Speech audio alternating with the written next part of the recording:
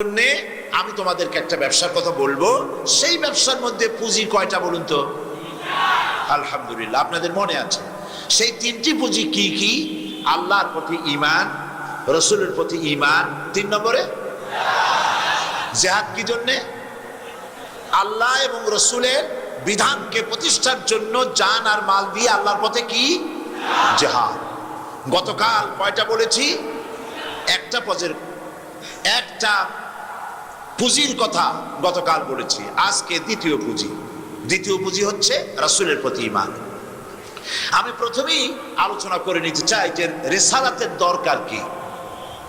তার আগে একটা প্রশ্ন আপনাদের করি, আপনারা জবাব দিতে পারলে জবাব দিবেন। সে প্রশ্নটা হচ্ছে এই, পৃথিবীতে মানুষের জন্য সব থেকে বেশি প্রয়োজন কি?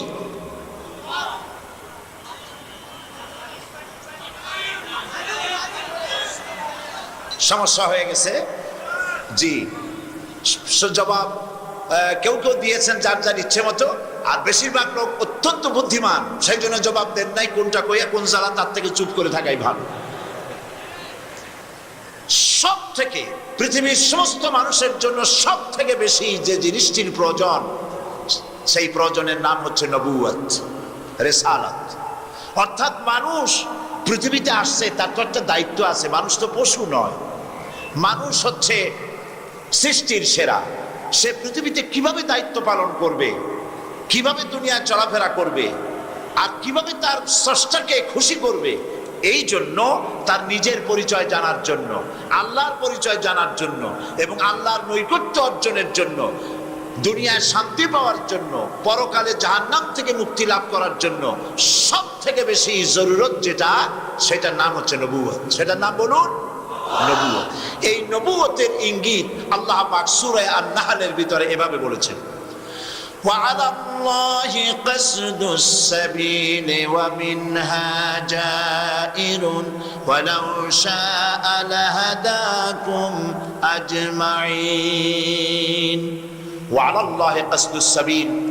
আমি আল্লাহর জন্য হক, আমি আল্লাহর জন্য দায়িত্ব এই যে সোজা রাস্তাটা যেন আমি বলে দেই। কে বলছে? পৃথিবীর মানুষের জন্য সোজা রাস্তাটা বলে দেওয়ার দায়িত্ব হচ্ছে কার? আল্লাহ পাকের। আল্লাহ পাক বলছেন এই দায়িত্বটা আমার, সোজা রাস্তাটা আমি বলে দেব। কারণ ওয়ামিনহা জায়রুন, যেখানে আছে অসংখ্য বাঁকা পথ, অসংখ্য বাঁকা পথের মধ্যে সোজা পথটা আল্লাহ বলছেন আমি বলে দেব। অসংখ্য বাঁকা পথ কি? অসংখ্য বাঁকা পথ হচ্ছে মানুষের তৈরি করা যত মতবাদ আছে সব বাঁকা। সবগুলি কি? বোঝার জন্য খুব সহজ একটা দৃষ্টান্ত দেওয়া যায়। যেমন জ্যামিতির একটি সূত্র আছে, 2 বিন্দুর মাঝে সরল রেখা কটি হয়? একটি। কিন্তু এক বিন্দু থেকে আরেক বিন্দুতে যাওয়ার জন্য কেউ যদি একটা রেখার চাইতে একাধিক রেখা যদি সৃষ্টি করে দ্বিতীয় বিন্দুর কাছে যাওয়ার জন্য, যাওয়া যাবে? যাবে। আপনারা বলছেন যাবে না, যাবে। কিন্তু সোজা অবস্থায় যাওয়া যাবে না। কি হয়ে যাবে? বাঁকা হয়ে যাবে, এবং মূল বিন্দুর কাছে পৌঁছানো সম্ভব হবে না বাঁকা অবস্থায়। আল্লাহ পাক বলছেন দুনিয়ায় মানুষেরা যত মতবাদ তৈরি করেছে সব হচ্ছে বাঁকা পথ, সোজা রাস্তাটা বলে দেওয়ার দায়িত্ব হচ্ছে আমার। আর আমি যদি ইচ্ছে করতাম পৃথিবীর সমস্ত মানুষদেরকে হেদায়েত করে দিতাম। সুতরাং সোজা রাস্তাটা বলে আমি দেব। সেই সোজা রাস্তা বলে দেওয়ার জন্যই আল্লাহ রাব্বুল আলামিন অসংখ্য পয়গম্বর পৃথিবীতে পাঠিয়েছেন। সংখ্যা আমি বলতে পারলাম না। কেউ বলে 1 লাখ, কেউ বলে 2 লাখ, কেউ বলে 2,24,000। আমরা কোনো সংখ্যায় গেলাম না, কারণ কোনটা বলে আবার কোন অসুবিধা হবে। যদি বলি 2 লাখ, যদি কম হয় তা ফাও নবীদের উপর ঈমান আনি আবার কোন জ্বালা। আবার যদি কম বলি তা অতিরিক্ত নবী যারা থাকবে তাদের জন্য তো মুসিবতে পড়ে যাব ঈমান না আনার কারণে। সেই জন্য আমরা বলি অসংখ্য নবী, অগণিত নবী। আল্লাহ কোরআন শরীফে বলেছেন কিছু নবীদের নাম জানালাম, কিছু নবীদের নাম জানালাম না।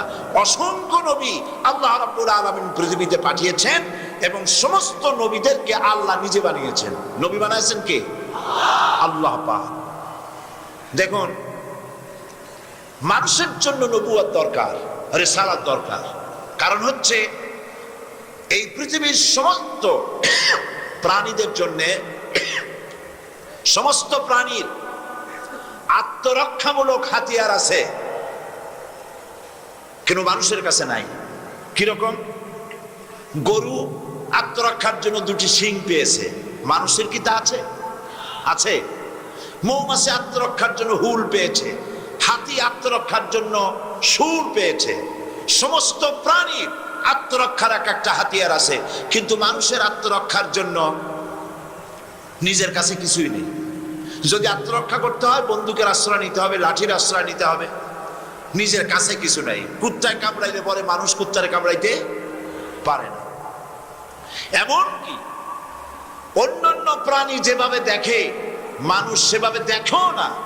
মানুষ তার চোখের সাহায্যে সরাসরি চোখ দিয়ে কিছু দেখতে পায় না, যা সে দেখে আলোর সাহায্যে দেখে।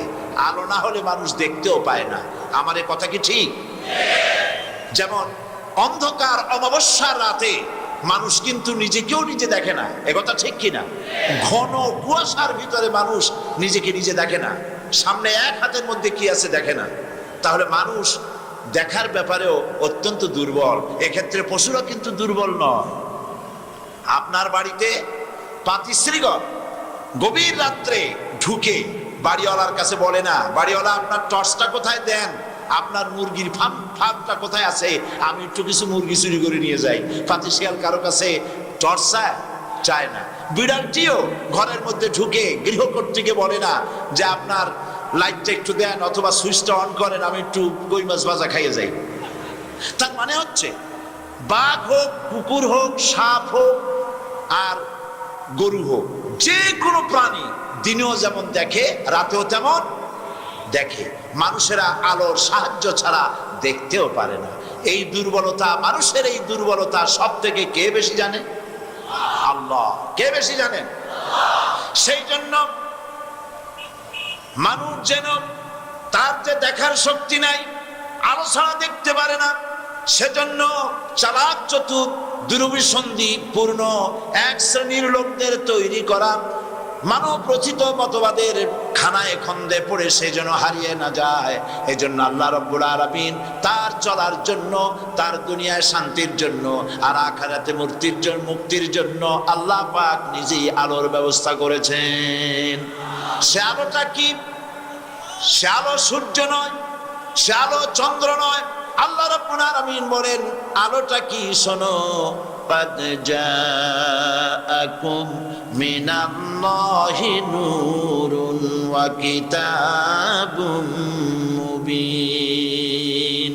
আমি আল্লাহর পক্ষ থেকে তোমাদের জন্য এসেছে আলো। আমি আল্লাহর পক্ষ থেকে তোমাদের জন্য এসেছে আলো, আর এসেছে সুস্পষ্ট কিতাব। সেই নূর, সেই আলোকে, সে আলো হচ্ছে মুহাম্মাদুর রাসূলুল্লাহ। সকলে বলেন সাল্লাল্লাহু আলাইহি ওয়াসাল্লাম। এখানে আল্লাহ পাক নূর বলতে মুহাম্মদ সাল্লাল্লাহু আলাইহি ওয়াসাল্লামকে বুঝাইছেন। নাযিল করা হয়েছে আপনার উপরে এই জন্য, যাতে করে আপনি মানব মণ্ডলীকে অন্ধকার থেকে আলোর দিকে নিয়ে আসতে পারেন। এখানে অন্ধকার হচ্ছে কুফরি, মানুষের তৈরি করা সকল মতবাদ কুফরি। আর ইসলাম, আল ইসলাম নূরুন, ইসলাম হচ্ছে আলো। কোরআন শরীফে নূর শব্দ বিভিন্ন জায়গায় বিভিন্ন ভাবে ব্যবহার করা হয়েছে। ওখানে নূর মানে ইসলাম, আর এখানে কাদ জাআকুম মিনাল্লাহি নূরুন, আমার পক্ষ থেকে তোমাদের জন্য এসেছে আলো। এই আলো হচ্ছেন মুহাম্মদ রাসূলুল্লাহ সাল্লাল্লাহু আলাইহি ওয়াসাল্লাম। তাকে আমি আলো করে পাঠিয়েছি। এই আলো বলতে গিয়ে আবার আল্লাহ পাক রাসূলকে কিরকম আলো বানিয়েছে? রাসূলকে বলা হয়েছে সিরাজাম মুনীরা। আপনি হচ্ছেন একটা প্রদীপের মতো। কে বলছেন? একটা প্রদীপ্ত প্রজ্জ্বল এক অনির্বাণ শিখা। আল্লাহ পাক ইচ্ছে করে রাসূলকে চেরাগের সাথে তুলনা করেছেন, কিন্তু আমাদের কমন সেন্স বলে যেমন বিশাল রাসূলের ব্যক্তিত্ব, তাতে তার তুলনা হওয়া দরকার ছিল সূর্যের সাথে, তুলনা হওয়া দরকার ছিল চাঁদের সাথে। তা না করে আল্লাহ টিম টিম করে জ্বলা একটা ল্যাম্প, একটা চেরাগ, একটা বাতি, একটা প্রদীপের সাথে তুলনা করলেন। এর সিগনিফিকেন্স কি? এর কারণ কি?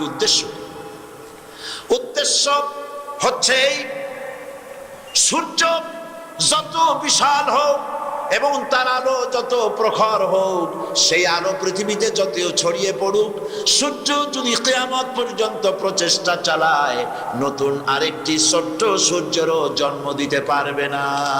ঠিক কিনা? নূহকে আল্লাহ পাক জ্ঞানের প্রদীপ বানালেন, এমন জ্ঞানের প্রদীপ যে তার থেকে জ্ঞান কিয়ামত পর্যন্ত মানুষেরা নেবে, মূল জ্ঞান থেকে এতটুকুন কম পড়ে যাবে না। রাসূল করিম সাল্লাল্লাহু আলাইহি ওয়াসাল্লামকে আল্লাহ পাক জ্ঞানের সাগর বানিয়েছেন, মহাসাগর, মহাসমুদ্র বানিয়েছেন। এই জন্য রিসালাতের প্রয়োজন সব থেকে বেশি। আর এই রিসালাতে নবুয়ত নির্বাচনের মাধ্যমে হয় না। নির্বাচন করে, ইলেকশন করে, ভোটাভুটির মাধ্যমে এমপি বানানো যায়, মন্ত্রী বানানো যায়, প্রেসিডেন্ট বানানো যায়, চেয়ারম্যান মেম্বার বানানো যায়, কিন্তু ভোট দিয়ে নবী বানানো যায় না। পৃথিবীর ইতিহাস কত পরাশক্তি, কত নবুয়তের দাবি করতে পারে কত মানুষ, যারাই নবুয়তের দাবি করলো কেউ কিন্তু টিকতে পারে নাই। কথা ঠিক কিনা? যেহেতু নবুয়ত দাবি করার ব্যাপার নয়, নবুয়ত প্রতিষ্ঠিত করার ব্যাপার। আর নবুয়ত হচ্ছে আল্লাহ প্রদত্ত। ইলেকশনের মাধ্যমে নবুয়ত হয় না, নবুয়ত হয় সিলেকশনের মাধ্যমে। সিলেকশন করেন কে? সবাই বলুন, কে করেন? আল্লাহ পাক নবী সিলেক্ট করেন। সেই নবী আবার মানুষের মধ্য থেকে ফট করে একজনকে ধরি নবী বানান না। নবী বানাবার জন্য আল্লাহ পাক আলমে আরা থেকেই চুজ করে নেন কাকে তিনি নবী বানাবেন। সেই পরিকল্পনা অনুযায়ী নবুয়তের চিন্তা চেতনা দিয়েই জন্ম লগ্ন থেকে শুরু করে তাকে তৈরি করা হয়। এই জন্যই নবীরা হচ্ছেন পৃথিবীর সর্বশ্রেষ্ঠ চরিত্রবান।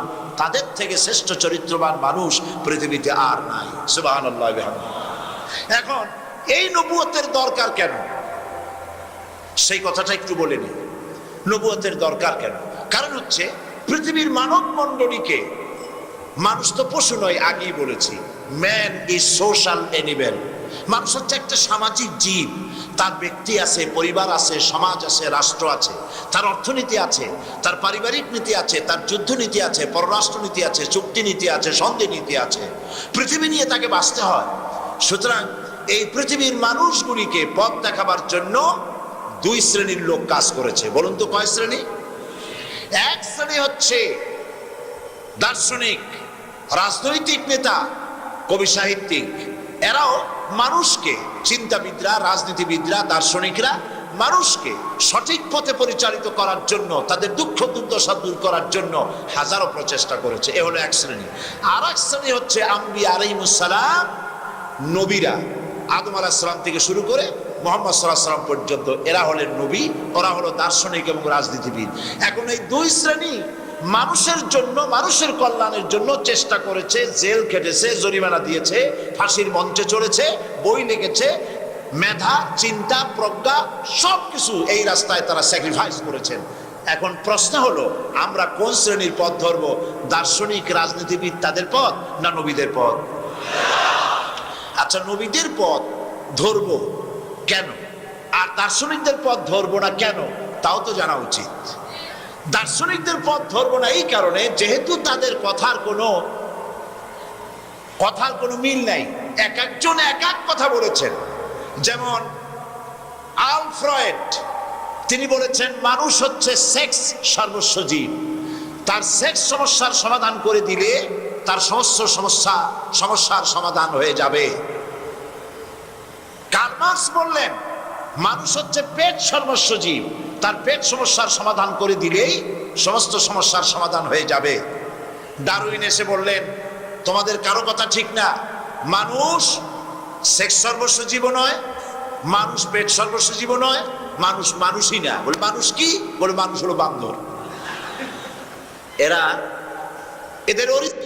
এরা আসলে বাঁদর থেকে এসেছে। আমি জানি না ডারউইন সাহেব কয় বোতল খাইয়া এরকমের একটা মতবাদ তিনি তৈরি করছিলেন। কোন জিনিসের সাথে সিমিলারিটি আছে বলে এটা সেটার পূর্বপুরুষতা বলা যায় কি করে? যেমন পাবদা মাছ দেখতে খানিকটা শোল মাছের মতো, কিন্তু কোন পাগল আজ পর্যন্ত বলে নাই যে বোয়াল মাছের মতো পাবদা মাছ দেখতে, কিন্তু কোন পাগল আজ পর্যন্ত বলে নাই যে বোয়াল মাছের পূর্বপুরুষ ছিল পাবদা, পাবদাগুলি পুঁটি খাইয়ে খাইয়ে আস্তে আস্তে বোয়াল হয়ে গেছে।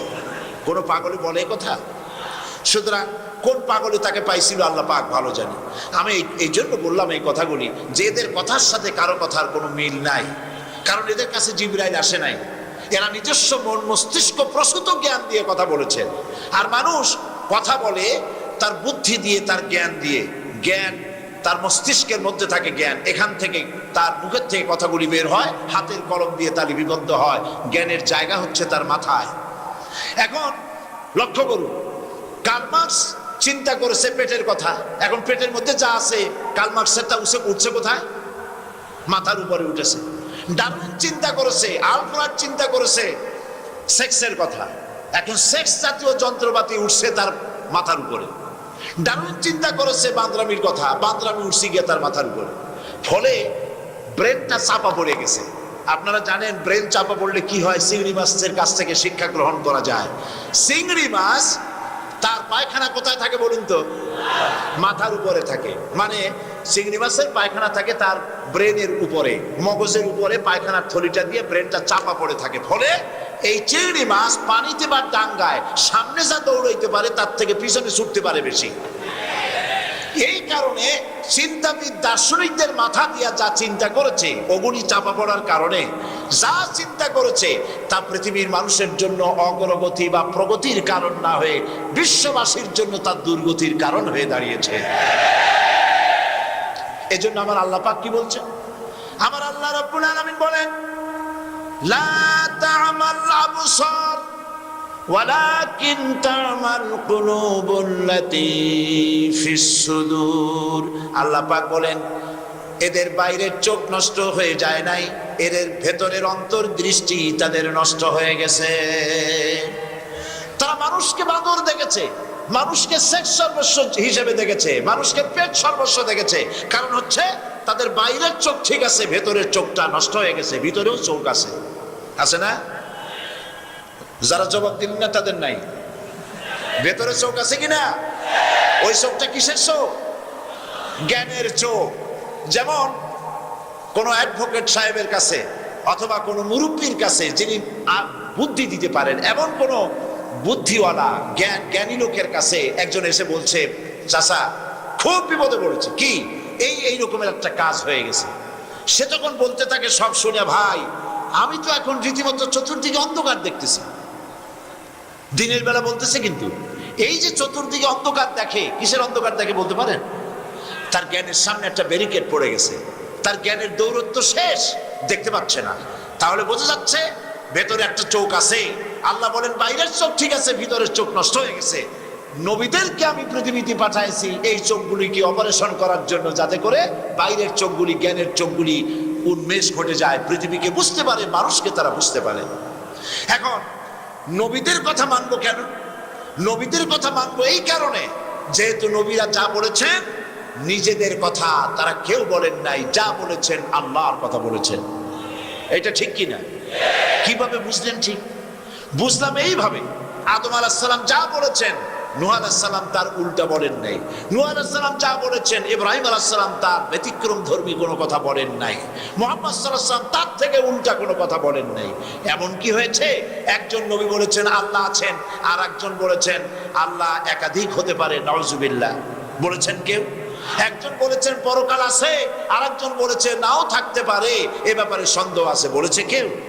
সমস্ত নবীদের সব দাওয়াত এক, এবং তাদের স্লোগান ছিল একটাই। নবীদের স্লোগান ছিল কয়টা?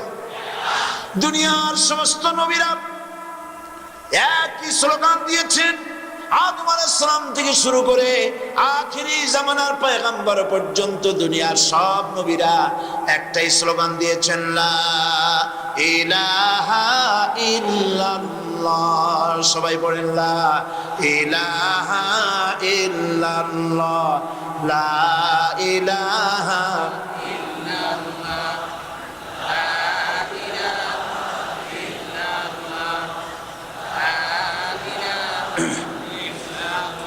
লা ইলাহা ইল্লাল্লাহু মুহাম্মাদুর রাসূলুল্লাহ। সব নবীদের একই স্লোগান, লা ইলাহা ইল্লাল্লাহ। স্লোগানটা কি ছিল, তার অর্থ কি ছিল, ব্যাখ্যা কি ছিল, পরে আসতেছে।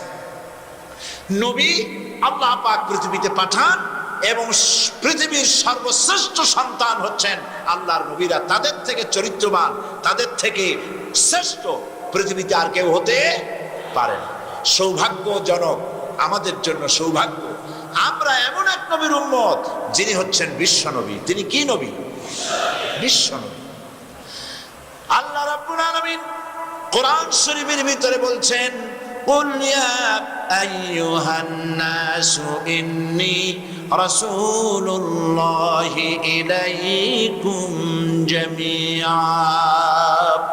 হে পৃথিবীর মানব মণ্ডলী, আল্লাহ পাক বলছেন নবী আপনি বলুন, হে পৃথিবীর মানব সকল, আল্লাহ রাব্বুল আলামিন আমাকে তোমাদের সকলের জন্য রাসূল করে পাঠিয়েছেন। সকলের জন্য আমি তোমাদের জন্য রাসূল।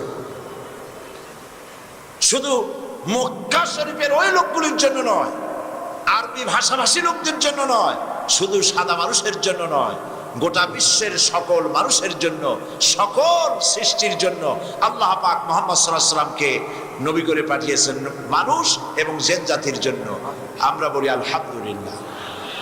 সুতরাং নবী পৃথিবীর বুকে মুহাম্মদ সাল্লাল্লাহু আলাইহি ওয়াসাল্লাম এসেছেন বিশ্ব নবী হয়ে পৃথিবীর বুকে গোটা বিশ্বের নেতৃত্ব দেওয়ার জন্য।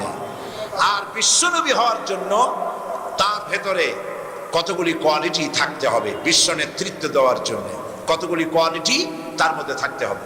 প্রথম কোয়ালিটি হচ্ছে তার ভিতরে এমন চরিত্র থাকতে হবে যে চরিত্রের দিক থেকে তার থেকে শ্রেষ্ঠ আর কেউ নাই। এখন রাসূলের চরিত্রের সার্টিফিকেট স্বয়ং আল্লাহ রাব্বুল আলামিন দিচ্ছেন। কে দিচ্ছেন সার্টিফিকেট? আল্লাহ রাব্বুল আলামিন বলেছেন, ওয়া ইন্নাকা লাআলা খুলুকিন আযীম। নবী হে, আপনি হচ্ছেন উন্নত চরিত্রের উপরে প্রতিষ্ঠিত। আযীম, এটি একটি বিরাট অর্থবোধক শব্দ। উন্নত চরিত্রের উপরে আপনি প্রতিষ্ঠিত। আযীম শব্দ থেকে কি বোঝানো হয়?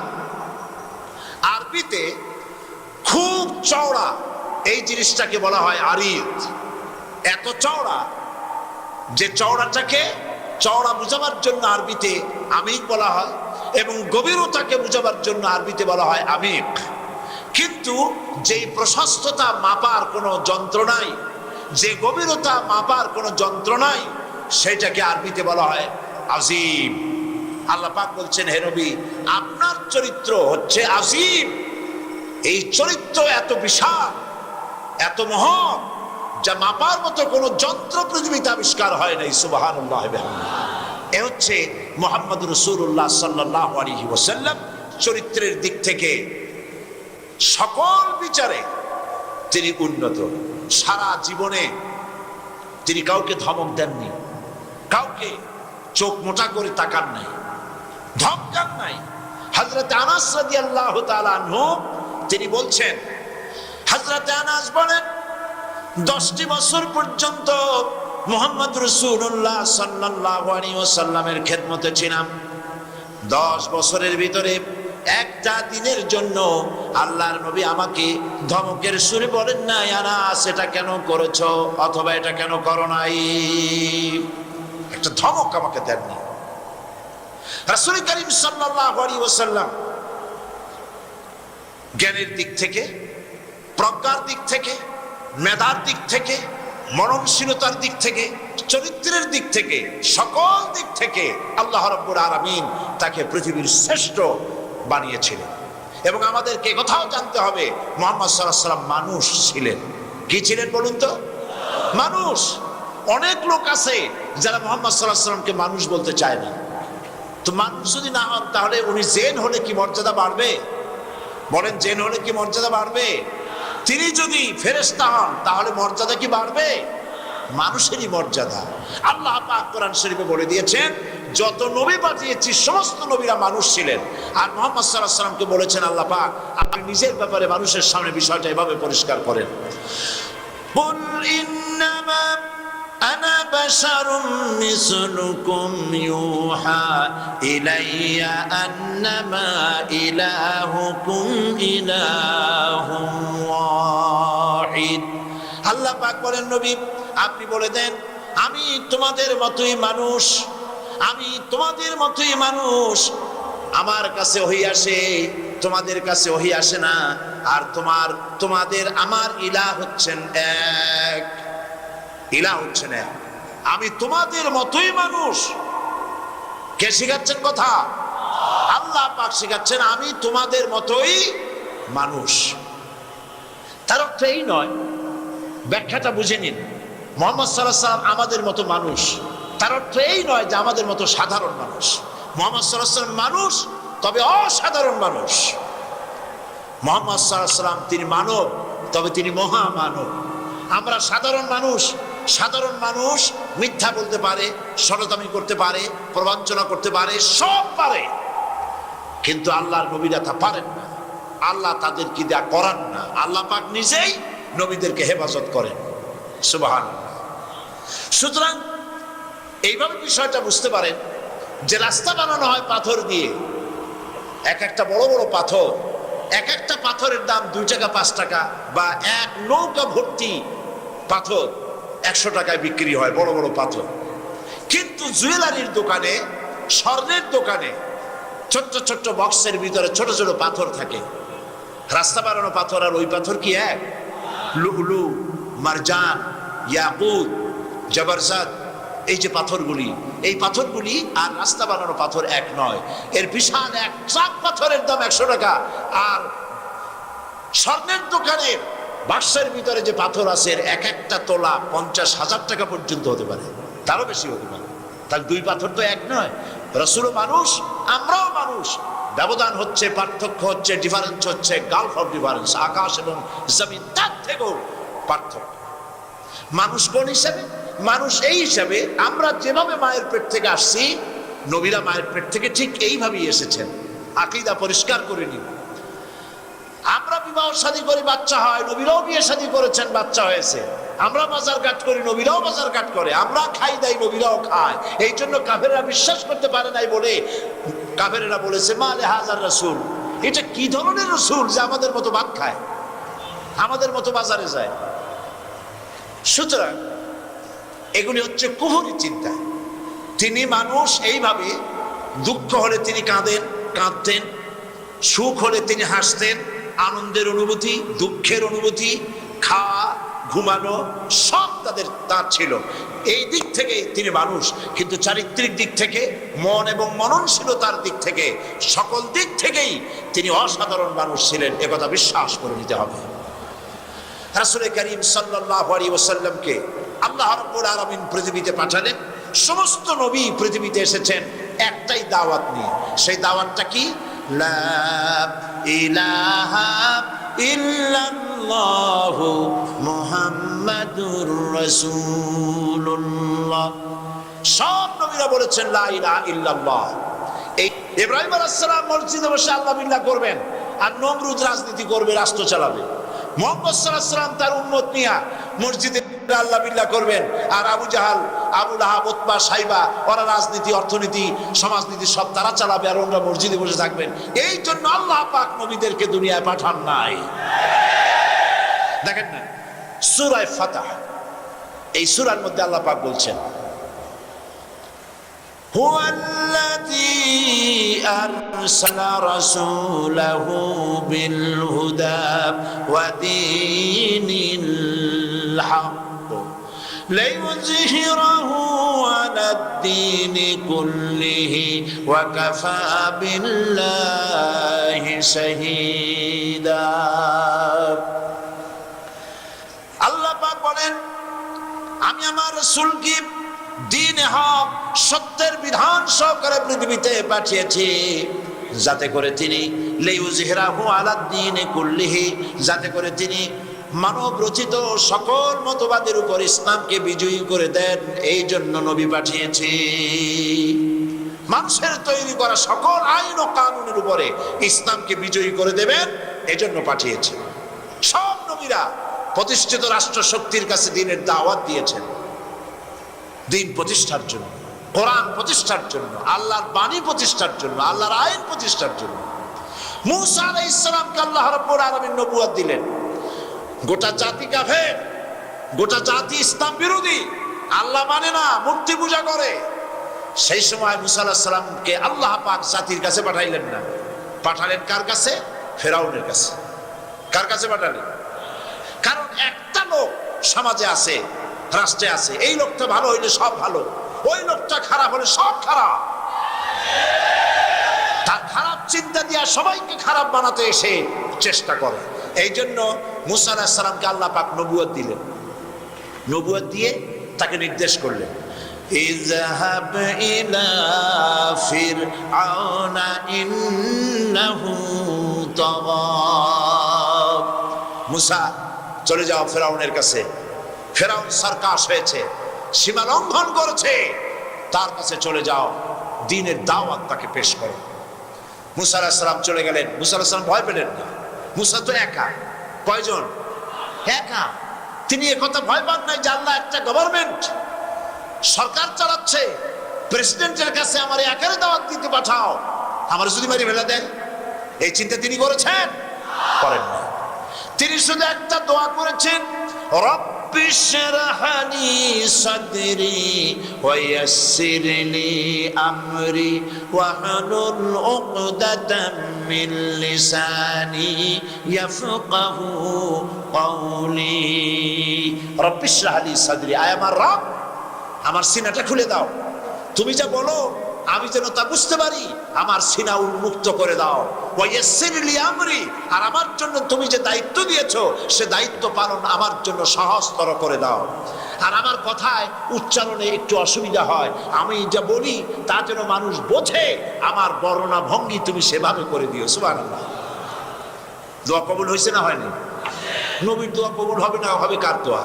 দোয়া কবুল। হযরত মুসা আলাইহিস সালাম ফেরাউনের কাছে গেলেন আর বললেন, দেখো অনেকদিন তো রাজত্ব করলা, মানুষের উপরে নিজের মন গড়া আইন চাপাই দিছো, এখন শোনো আল্লাহ পাক আমাকে নবী করেছেন, আমি তোমার কাছে একটা দাওয়াত নিয়ে আসছি, তুমি পড়ো লা ইলাহা ইল্লাল্লাহ। ফেরাউনের অর্থ বোঝে নেই, কি বলেন? বুঝেছে, ফেরাউন বুঝেছে, 100% বুঝেছে। ফেরাউন সঙ্গে সঙ্গে রিয়াক্ট করেছে। ফেরাউন বলছে, তুমি বলো কি, আমার বাড়ির দুধ কলা খাইয়া বড় হইছো, এখন আমার ইলা শিখাইতে আসছো?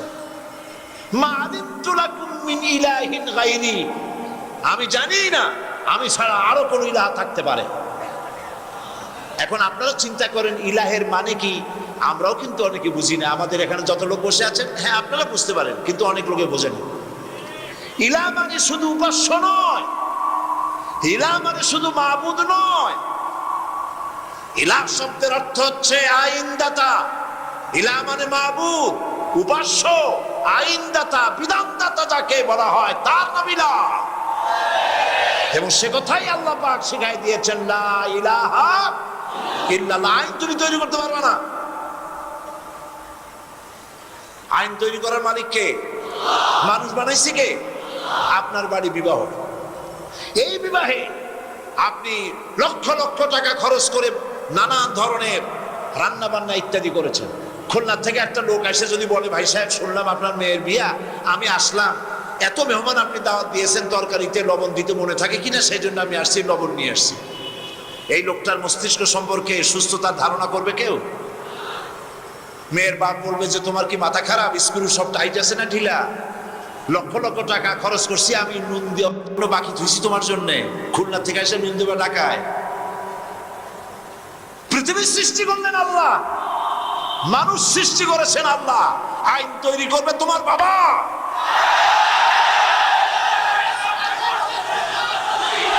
আইন তৈরি করবে কে? কে তৈরি করবে? আল্লাহ রাব্বুল আলামিন আইন তৈরি করবেন। আরেকটি জিনিস লক্ষ্য করুন, এই পৃথিবীতে, থামুন, এই পৃথিবীতে একটা গাধার তৈরি করা আইন আর একটা গাধাই কিন্তু মানে না, ঠিক কিনা? একটা ষাঁড় আর একটা ষাঁড়ের আইন মানে না। গ্রামে দেখেন না, বিলের মধ্যে অনেক ষাঁড় ঘুরে বেড়ায়, একটা ষাঁড় তার ঠ্যাং উঁচু করে বললো, ভাইয়ের আমার, বোনের আমার, এই বিলের মধ্যে কেউ ডাক দিতে পারবে না আমি ছাড়া। আর সব ষাঁড়েরা গরুরা লেজ উঠো করে দৌড় মারলো। গরু একটা গরুর আইন মানে না, একটা ব্যাঙ আর একটা ব্যাঙের আইন মানে না, একটা বানর আর একটা বানরের আইন মানে না। আর তোমরা আশরাফুল মখলুকাত মানুষ, কার বাজানে কি আইন তৈরি করেছে সে আইন মানতে পৃথিবীর মানুষ বাধ্য নয়। ইলাহের দাওয়াত নিয়ে আর কখনো আসবে না। আবার যদি ইলাহের দাওয়াত নিয়ে আসো, লাআজআলান্নাকা মিনাল মাসজুনিন, আমি তোমাকে কারারুদ্ধ করে রাখবো। ফেরাউনের গোষ্ঠীরা সবসময় জেলের ভয় দেখায়, ঠিক কিনা? কিন্তু মুসারা জেল ভয় পায় না। জেল মুসলমানদের পায়ের জুতা, ফাঁসির মঞ্চ মুসলমানদের গলার জুতার ফিতার মতো, ফাঁসির মঞ্চের গলার দড়ি মুসলমানদের ফুলের মালার মতো। এগুলিকে মুসলমানেরা পরোয়া কোনোদিন করে নাই। হযরতে মুসা আলাইহিস সালাম বলছেন, বেটা আমারে তুমি ভয় দেখাও জেলে, তুমি আমারে চেনো নাই। আমি মুসা কালিমুল্লাহ, আল্লাহর সাথে কথা কই, আমি আল্লাহর পয়গম্বর, তোর জেলের পরোয়া আমি করি না। মুসা আলাইহিস সালামের সাথী নাই, সঙ্গী নাই, লোক নাই, জন নাই। মুসা আলাইহিস সালাম বসে আছেন, আল্লাহ প্রশ্ন করছেন, ওয়ামা তিলকা বিয়ামিনিকা ইয়া মুসা। মুসা আলাইহিস সালামের কথা আল্লাহ কোরআন শরীফে যে কত জায়গায় বলছেন, সুবহানাল্লাহ। খুব আদরের নবী। মুসা, তোমার ডান হাতে ওটা কি? মুসা আলাইহিস সালাম বললেন, হিয়া আসায়, এটা আমার একটা লাঠি। এই লাঠি দিয়া আমি ভর করে দাঁড়াই, এই লাঠি দিয়া আমি পাতা পাড়িয়া ছাগলের খাওয়াই, এই লাঠি দিয়া আমার ভেড়া ছাগল ইত্যাদি অন্যান্য প্রাণী থেকে হেফাজত করি, এই লাঠি দিয়ে আরো অনেক কাম করি। এখন প্রশ্ন হচ্ছে, আল্লাহ জিজ্ঞেস করলেন এটা কি? উনি বলবেন এটা লাঠি, এত কথা বললেন কেন? এই যে পাতা পাড়ি, এই করি সেই করি, এত কথা বলার দরকার কি? দরকার এই জন্যে মুসা আলাইহিস সালামের সাথে আল্লাহ প্রথম কথা বলতেছেন। মুসা আলাইহিস সালাম চাইলেন এইটা জিজ্ঞেস করে লাঠি বলে যদি ছাড়িয়ে দিই, তাহলে আল্লাহ যদি আর কথা না কয়, একটু কথা লম্বা করি। আল্লাহর সাথে কথা বলার যে মজা, সুবহানাল্লাহ, তিনি লম্বা করলেন। আল্লাহ বললেন, লাঠির যে ফজিলত তুমি বলছো ওইটা আছে, কিন্তু আর একটা জিনিস আছে লাঠির মধ্যে, যা তুমি জানো না, তুমি লাঠিটা ফালাই দাও। মুসা আলাইহিস সালাম লাঠি ফালাই দিলেন। লাঠি যখনই ফেললেন, হিয়া হাইয়াতুন তাসআ, বিরাট সাপে পরিণত হয়ে গেল, অজগর হয়ে গেল। মুসা আলাইহিস সালাম ভয় পেয়ে গেলেন। নবী হোক আর যাই হোক, সাপ দেখলে কেনা ভয় পায়? আল্লাহ রাব্বুল আলামিন হযরতে মুসা আলাইহিস সালামকে বলে দিলেন, খুযহা ওয়ালা তাখাফ সানুঈদুহা সিরাতাহাল উলা। খুযহা, ধরো, ওয়ালা তাখাফ, ভয় পেও না। আল্লাহ বলছেন ধরো, ভয় পেও না। এখন যদি ভয় পায় তাহলে সর্বনাশ হবে না? সর্বনাশ হয়ে যাবে। যেহেতু আল্লাহ বলেছেন ভয় পেও না, ধরো। মুসা আলাইহিস সালাম সাপ যতই বড় হোক, আল্লাহ বলছেন ভয় পেও না, তিনি ভয় পান নাই, ধরেছেন। কি হয়ে গেল? আবার লাঠি হয়ে গেল, প্রথম অবস্থায় ফিরে এলো। সেই জন্য আল্লাহ পাক মুসলমানদেরকে কোরআনে অনেক বুঝাইছেন, তোমরা বাতিলে ইসলামের শত্রুদের চক্রান্ত তোমাদের কাছে অনেক বড় বলে মনে হয়। কি জানি বিশাল বাংলাদেশের শান কোণে মেঘ জমা হয়ে গেছে, না জানি কোন সময় লন্ডভন্ড হয়ে যায়, সর্বনাশ হয়ে যায়। তারা দলবদ্ধভাবে এগিয়ে আসছে ইসলাম ধ্বংস করে দেওয়ার জন্য। আল্লাহ কয় না, কিছুই না, ইন্না কায়দাশ শায়তানে কানা দাঈফা। শয়তানের চক্রান্ত আসলে দুর্বল। আল্লাহ বলছেন ওগুলো শয়তান, যারা ইসলামের বিরোধিতা করে এগুলো কি? আল্লাহ বলে শয়তানদের চক্রান্ত দুর্বল। বাড়িওয়ালার শক্তি বেশি না চোরের শক্তি বেশি? 50টা চোর আসছে বাড়ির চতুর্দিকে, বাড়িওয়ালা ছোট্ট ছেলে, বড় বাড়ির মুরব্বীও লাগবে না, ছোট্ট ছেলেটার জানলাটা তালাম করে খুলে বলবে কে রে, বলার সাথে সাথে 50টা চোর দৌড় দিয়ে বুড়িগঙ্গায় পড়বে, ঠিক কিনা? সুতরাং তোমরা বাড়িওয়ালা, এই যে যারা আমার সামনে বসে আছেন সব বাড়িওয়ালা, হুঙ্কার মারো, দৌড়ে দিল্লি বেলায় যাবে ইনশাআল্লাহ।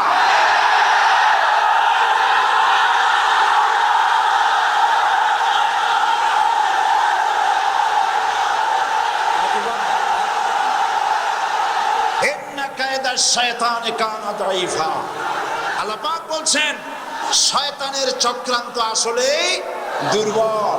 শয়তানের চক্রান্ত কি? দুর্বল। আল্লাহ পাক বলছেন রাসূল যখন কষ্ট পাচ্ছিলেন, ইসলামের দাওয়াত দিতে গিয়ে যখন কষ্ট পাচ্ছিলেন, আল্লাহ পাক বলেছেন ইন্নাকা বিআয়ুনিনা, ও নবী আপনি তো আমার চোখের সামনে, আপনি চিন্তা করছেন কেন? সুবহানাল্লাহ। আল্লাহ যদি বলেন আপনি আমার চোখের সামনে, দুনিয়া একদিকে চলে যাক, আমি একা যথেষ্ট। আল্লাহ পাক বলছেন আলাইসাল্লাহু বিকাফিন আবদা, আমি কি আমার বান্দার জন্য যথেষ্ট নই? আপনারা বলেন অবশ্যই যথেষ্ট। আল্লাহর প্রশ্ন, আলাইসাল্লাহু বিকাফিন আবদা, আমি আমার বান্দার জন্য যথেষ্ট নই? সারা পৃথিবী একদিকে চলে যাক, আমি আল্লাহর কালেমা উঁচু করে নিয়ে দাঁড়িয়ে থাকবো, মরে যাব, শহীদ হয়ে যাব, আল্লাহর পথ থেকে 1 ইঞ্চি সরে যাব না। এর নাম হচ্ছে ইসলাম। এই ইসলাম প্রতিষ্ঠার জন্য পয়গম্বরেরা চেষ্টা করেছেন। বাধা দিয়েছে কারা? রাষ্ট্রশক্তি। কারা বাধা দিয়েছে? ফেরাউন বাধা দিয়েছে। সব কথা এখানে আছে। এটা কি? এখানে সব কথা আছে। বাধা দিয়েছে ফেরাউন। শেষ পর্যন্ত বাধা দিয়া কি হলো? জিতলো কে? ফেরাউন না মুসা আলাইহিস সালাম? কে জিতেছে? মুসা আলাইহিস সালাম জিতেছে। ফেরাউনের গোষ্ঠী সুবাইয়া আল্লাহ বিদায় করে দিয়েছে। এবার আসেন নমরুদ। হযরত ইব্রাহিম আলাইহিস সালাম নমরুদের কাছে গিয়ে কালেমার দাওয়াত পেশ করেছেন, লা ইলাহা ইল্লাল্লাহ। জান খুলে দিয়ে মহব্বতের সাথে পড়েন, লা ইলাহা ইল্লাল্লাহ, লা ইলাহা ইল্লাল্লাহ, লা ইলাহা ইল্লাল্লাহ, লা ইলাহা ইল্লাল্লাহ মুহাম্মাদুর রাসূলুল্লাহ। নমরুদ হযরত ইব্রাহিম আলাইহিস সালামকে কালেমার অপরাধে, মূর্তি ভাঙার অপরাধে ইব্রাহিম আলাইহিস সালামকে আগুনে ফেলার ব্যবস্থা করলেন। আমার জাতির পিতা, বিশ্বের সমস্ত মুসলমানদের একমাত্র জাতির পিতা, নাম বলো। তাকে আগুনে ফেলা হচ্ছিল। অপরাধ কি? মূর্তি ভেঙেছিলেন। অপরাধ কি? মূর্তি ভেঙেছিলেন। যেই জাতির পিতা আসলেন মূর্তি ভাঙতে, সেই জাতি আজ মূর্তি তৈরি করছে। বিশ্বকবি আল্লামা ইকবাল তিনি বলেছেন, বুত शकन उठ गए बाकी जो रहे बुतगर है, बुत शकन उठ गए बाकी जो रहे बुतगर है, था इब्राहिम पेदर और पेसर आजर है। বুত शकन उठ गए, যারা মূর্তি ভাঙত তারা বিদায় হয়ে গেছে। আর মূর্তি যারা ভাঙত তারা দুনিয়া থেকে বিদায় হয়েছেন। আজ পৃথিবীতে যা আছে তারা মূর্তি গড়ছে। সে যুগে মূর্তি যে নির্মাণ করত, তার ঘরে মূর্তি বিনাশকারী তৈরি হয়েছে। আসর ছিল, আসর ইব্রাহিম আলাইহিস সালামের পিতা, তিনি মূর্তি গড়তেন। আর তার ছেলে মূর্তি ভাঙলো, আর আজ মূর্তি ভাঙা ইব্রাহিমের সন্তানেরা মূর্তি গড়তেছে। এই ঢাকা সিটি অফ মস্ক, এই ঢাকা পৃথিবীর দ্বিতীয় বৃহত্তম মুসলিম দেশ, মসজিদের নগরী ঢাকা। আজ ঢাকা মসজিদ নগরীর পরিবর্তে মূর্তির নগরীতে পরিণত হতে যাচ্ছে। ইব্রাহিম আলাইহিস সালাম এই মূর্তি ভাঙার জন্য এগিয়ে এলেন, লা ইলাহা ইল্লাল্লাহ দাওয়াত দিলেন। আর তাকে তখন নমরুদ রাষ্ট্রশক্তি আগুনে ফেলার ব্যবস্থা করলো। শক্তি আছে, আগুনে ফেলল। আগুনে ফেলার জন্য সমস্ত ব্যবস্থা হয়ে গিয়েছে। হযরত জিবরাইল আলাইহিস সালাম হযরত ইব্রাহিমের কাছে এসে বলছেন, ইব্রাহিম তুমি তো এখনই আগুনে পড়ে যাবা, জ্বলে পড়ে ছাই হয়ে যাবা। আমি জিবরাইলের কাছে সাহায্য চাও, আমি তোমাকে মুক্ত করে দেব, বিপদ থেকে বাঁচায় দেব। হযরত ইব্রাহিম বলেন, জিবরাইল তোমার কাছে সাহায্য আমি কেন চাইবো? আমি তো এমন কোন অন্ধ খোদার ইবাদত করি না, যে খোদা তার গোলামের দুঃখ দুর্দশা নিজের চোখে না দেখেন? আমার তো পরীক্ষা হচ্ছে, আমার পরীক্ষার সময় তুমি ডিস্টার্ব করছো কেন? হযরত ইব্রাহিম আলাইহিস সালাম পরীক্ষা ফেল করছেন না পাস করছেন? সুবহানাল্লাহ। আল্লাহর কি ইচ্ছা যে ইব্রাহিম আগুনে পুড়ুক? আল্লাহর ইচ্ছা কি ইব্রাহিম আলাইহিস সালাম জানতেন? না, জানতেন না। ইব্রাহিম আলাইহিস সালাম আল্লাহর ইচ্ছা জানতেন না। তিনি তার মাবুদকে খুশি করার জন্য এই কাজ করতেছেন। আর আল্লাহ ইব্রাহিম যে জাতির পিতা হওয়ার যোগ্য সেটা প্রমাণ করার জন্য আগুনের ব্যবস্থা করেছেন। খালি জাতির পিতা বললেই হবে না। জাতির পিতা কারা বলে? ইব্রাহিম আলাইহিস সালাম তার উজ্জ্বল দৃষ্টান্ত গোটা পৃথিবীতে যতদিন সূর্য পূর্ব দিগন্ত থেকে উদিত হয়ে পশ্চিম দিগন্ত অস্তমিত যাবে ততদিন পর্যন্ত বিশ্বের সকল মুসলমানদের জন্য জাতির পিতা ইব্রাহিম আলাইহিস সালাম। আগুনের ভেতরে ইব্রাহিমকে আগুনে ভালানো হচ্ছে। হযরত ইব্রাহিম আগুনের ভিতরে পড়ে যাচ্ছেন। আল্লাহ রাব্বুল আলামিন আগুনে পড়ার আগে আগুনের প্রতি আল্লাহ পাক নোটিশ করে দিলেন, ইয়া নারু কুনি বারদাও ওয়া সালামান আলা ইব্রাহিম। এই আগুন আমার ইব্রাহিমের জন্য শান্তিদায়ক ঠান্ডা হয়ে যা। সালামান শব্দ যদি ব্যবহার করা না হতো তাফসীরে এসেছে হযরত ইব্রাহিম আলাইহিস সালাম ফ্রিজ হয়ে যেতেন, বরফ হয়ে যেতেন। আল্লাহর হুকুম তো হুকুমই, ঠান্ডা হয়ে যা। তো ঠান্ডা জনমের মতো হইলে হযরত ইব্রাহিম আলাইহিস সালাম তো বাঁচতেনই না। আল্লাহ পাকের কথার মধ্যে কোনো ফাঁক ফোকর নাই। সুবহানাল্লাহ বলেন।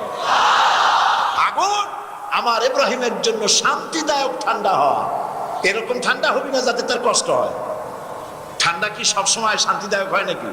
ফ্রিজের মধ্যে হাত দিয়ে দেখেন কিরকম শান্তিদায়ক ঠান্ডা। ডিপ ফ্রিজে মাথা ঢুকায় দেখেন অবস্থাটা কি। আগুন জ্বলছে, ইব্রাহিম জ্বলে না। নমরুদ খুব খুশি, ইব্রাহিমকে জ্বালায় ফেলাইলাম। ছাদের উপরে উঠছে দেখার জন্য জ্বলে কিনা। তাকায় দেখে কি সর্বনাশ, ইব্রাহিম তো জ্বলেই না। হে আগুনের মধ্যে আরামসে বসে হচ্ছে, ঠ্যাঙের উপরে ঠ্যাং ফেলাই। আশ্চর্য কথা। নমরুদ বলতেছে, আগুন রে তোর কি হলো? আমার দুশমনকে কেন জ্বালাতে পারিস না? তোর দাহ্য শক্তি কি নষ্ট হয়ে গেছে নাকি? মাওলানা রুম বলছেন, আগুনের ভিতর থেকে আওয়াজ বেরোলো, এরে নমরুদ, আমার দাহ্য শক্তি জ্বালানো শক্তি আছে কি নাই তা প্রমাণ করার জন্য তুই আয়। তোরে সুদ্ধা তামাম দুনিয়া জ্বালাই দিতে পারি, ইব্রাহিমের পশম জ্বালাইতে পারি না। আমার বিশ্বকবি আল্লামা ইকবাল কি সুন্দর করে বলেছেন, আজ ভি হো জো ইব্রাহিম কা ইমা पैदा आग कर सकती है एक अंदाज़े गुलिस्तान पैदा। ইব্রাহিমের ঈমান যদি আজও কোথায় হয় বিদ্যমান করতে পারেন অগ্নিকুণ্ডে খুবসুরত গুলিস্তান। আজও কোন মুসলমানের মধ্যে যদি ইব্রাহিমের ঈমান থাকে আর কোন নমরুদ যদি তাকে আগুনের কুণ্ডে ফেলায়, আল্লাহ পাক ওই আগুনকে ফুলের বাগান বানায় দিতে পারেন। নবীরা যখনই দ্বীনের দাওয়াত নিয়ে গেছেন রাষ্ট্রশক্তি বাধা দিয়েছে, সব সময় সব যুগে, কিন্তু আজকাল দেয় না। আল্লাহর নবী মুহাম্মদ রাসূলুল্লাহ সাল্লাল্লাহু আলাইহি ওয়াসাল্লাম এবার কালেমার দাওয়াত তুললেন। 40 বছর বয়স হলো। 40 বছর বয়স পূর্ণ হওয়ার পর যখন তিনি নবুয়ত পেলেন, নবুয়ত পেয়ে জনগণের সামনে এসে বললেন, ইয়া আইয়ুহান নাস কুলু লা ইলাহা ইল্লাল্লাহ তুফলিহু। প্রথম দাওয়াত, জাতির প্রতি নবীর প্রথম দাওয়াত। সুবহানাল্লাহ বলুন।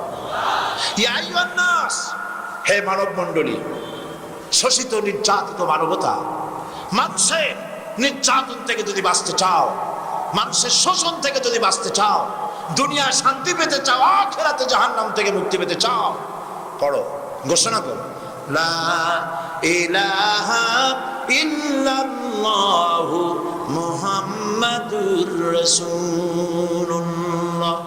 এই কালেমা আবু জাহেল, আবু লাহাব, উতবা, সাইবা বুঝছিল না বুঝে নাই? বলেন বুঝছিল কি না? বুঝছে। বোঝার পর প্রথমে চিন্তা করলো এত বড় খারাপ কথা। লা ইলাহা ইল্লাল্লাহ মানে হলো কারো আইন চলবে না, কারো বিধান চলবে না, আল্লাহটা চলবে। তাহলে আমরা যে রাজনীতি করি, সমাজ চালাই, আমাদের তো কোনো মূল্যই থাকবে না। সুতরাং এই লোকটাকে একদিন তো ভালো ছিল, এখন তো মুশকিল হয়ে গেল। যখনই আপনি আল্লাহর আইনের কথা বলবেন অসুবিধা নাই, শুধু মুরব্বীদের কথা বলবেন, কিছু কিস্সা কাহিনী করবেন, কোনো বাধা নাই। আপনারা কয়েক কোটি এক জায়গায় হন, সেখানে দেশের প্রেসিডেন্ট, প্রধানমন্ত্রী সব দোয়া করতে যাবে। কিন্তু যেখানে আইনের কথা বলা হবে ইসলামের, সেটা বন্ধ করার জন্য সর্বাত্মক চেষ্টা সরকারের পক্ষ থেকেই করা হবে। আর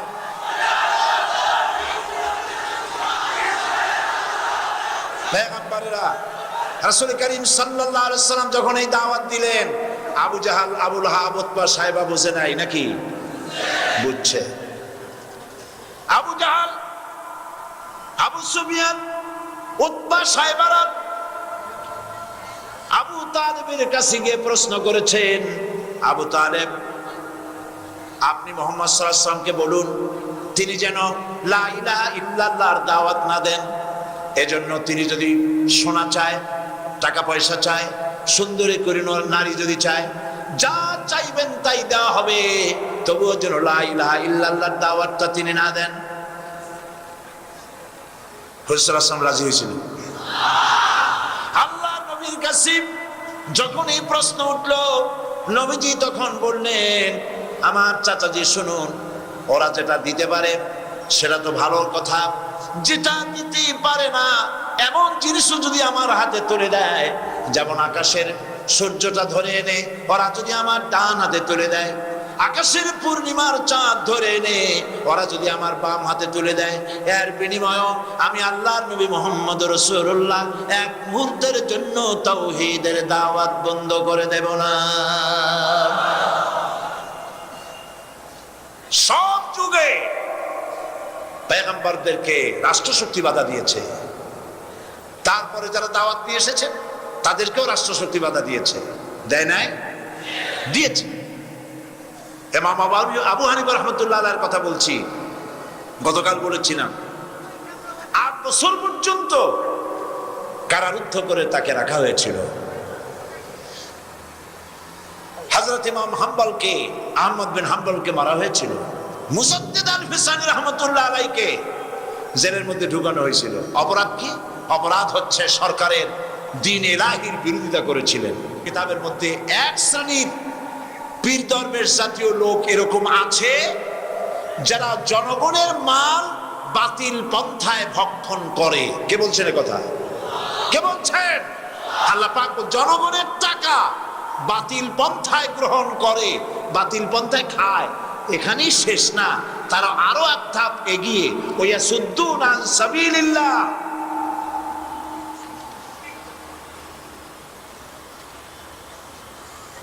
আলহামদুলিল্লাহ, আমাদের মঞ্চে সুপ্রিম কোর্টের সিনিয়র অ্যাডভোকেট জনাব খন্দকার মাহমুদ্দিন সাহেব এতক্ষণ বসেছিলেন। ওনার জন্য দোয়া করুন, আল্লাহ যেন ওনার হায়াতকে দারাজ করে দেন। ওনার জন্য দোয়া করুন, আল্লাহ যেন ওনাকে পারঙ্গম করেন, আরো বেশি যোগ্যতার সাথে তাকে যেন এগোবার তৌফিক আল্লাহ দান করেন। উনি অনুমতি চাচ্ছেন, অনেকক্ষণ বসেছেন, হয়তো কোনো কাজ আছে চলে যাবেন বলে। জি, তো আল্লাহ রাব্বুল আলামিন আমাদেরকে কোরআন কারীমের মাধ্যমে আমরা বুঝতে পারছি যে তৃতীয় নম্বরে যারা বাধা দিল তারা হচ্ছে ধর্মের নামের ব্যবসায়ী।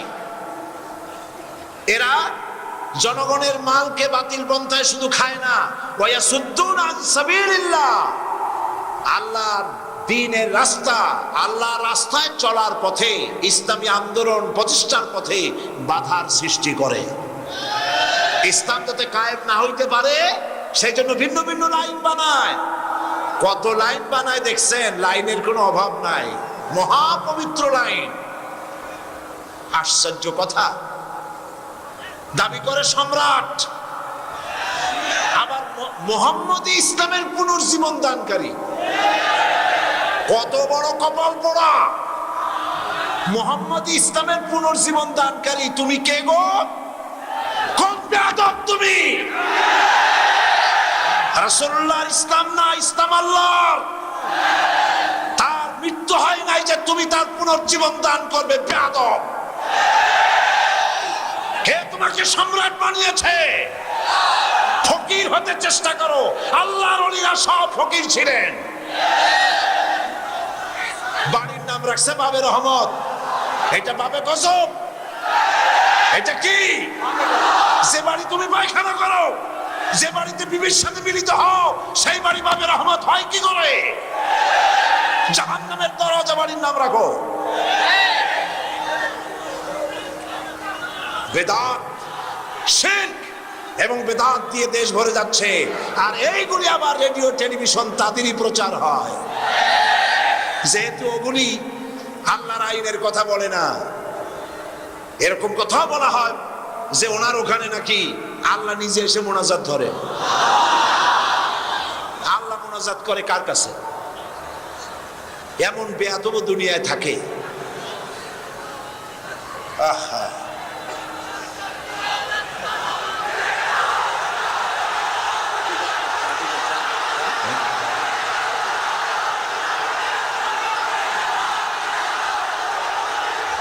সুতরাং আজ এক শ্রেণীর ব্যবসায়ী নিজেদের ব্যবসার জন্য তারা এই বেদাত এবং শিরক চালু করছে, শিরকের কথা চালু করছে, বেদাত চালু করছে।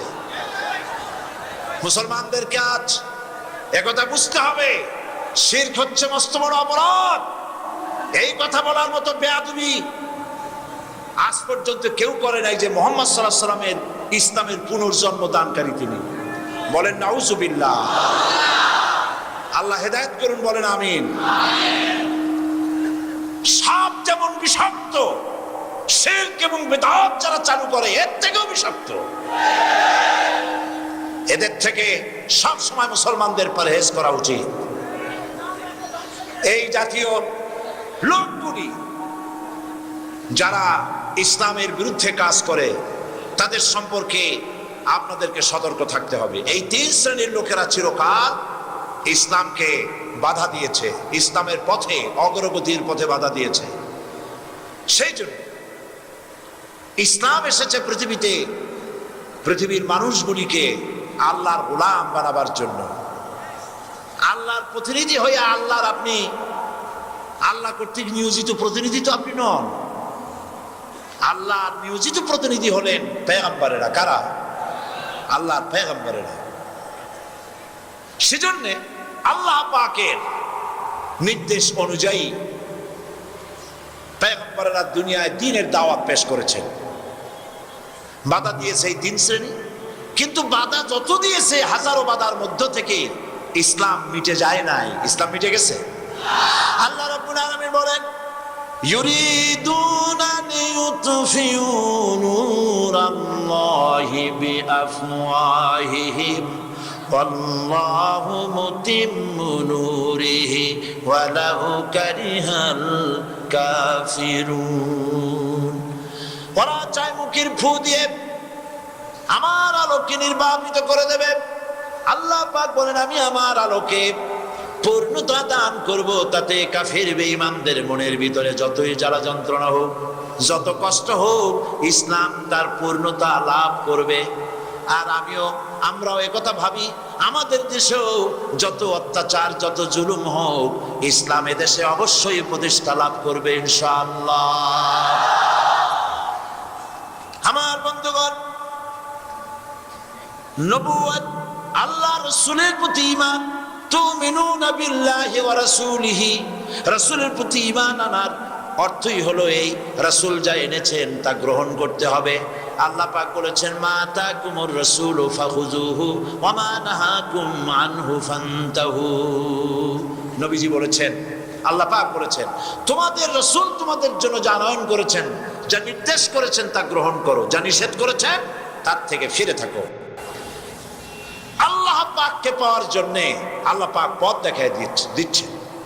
قل إن كنتم تحبون الله فاتبعوني يحببكم الله ويغفر لكم ذنوبكم والله غفور رحيم আল্লাহ পাক বলেন, হে নবী আপনি বলুন, ইন কুনতুম তুহিব্বুনাল্লাহ, যদি তোমরা আল্লাহকে ভালোবাসো।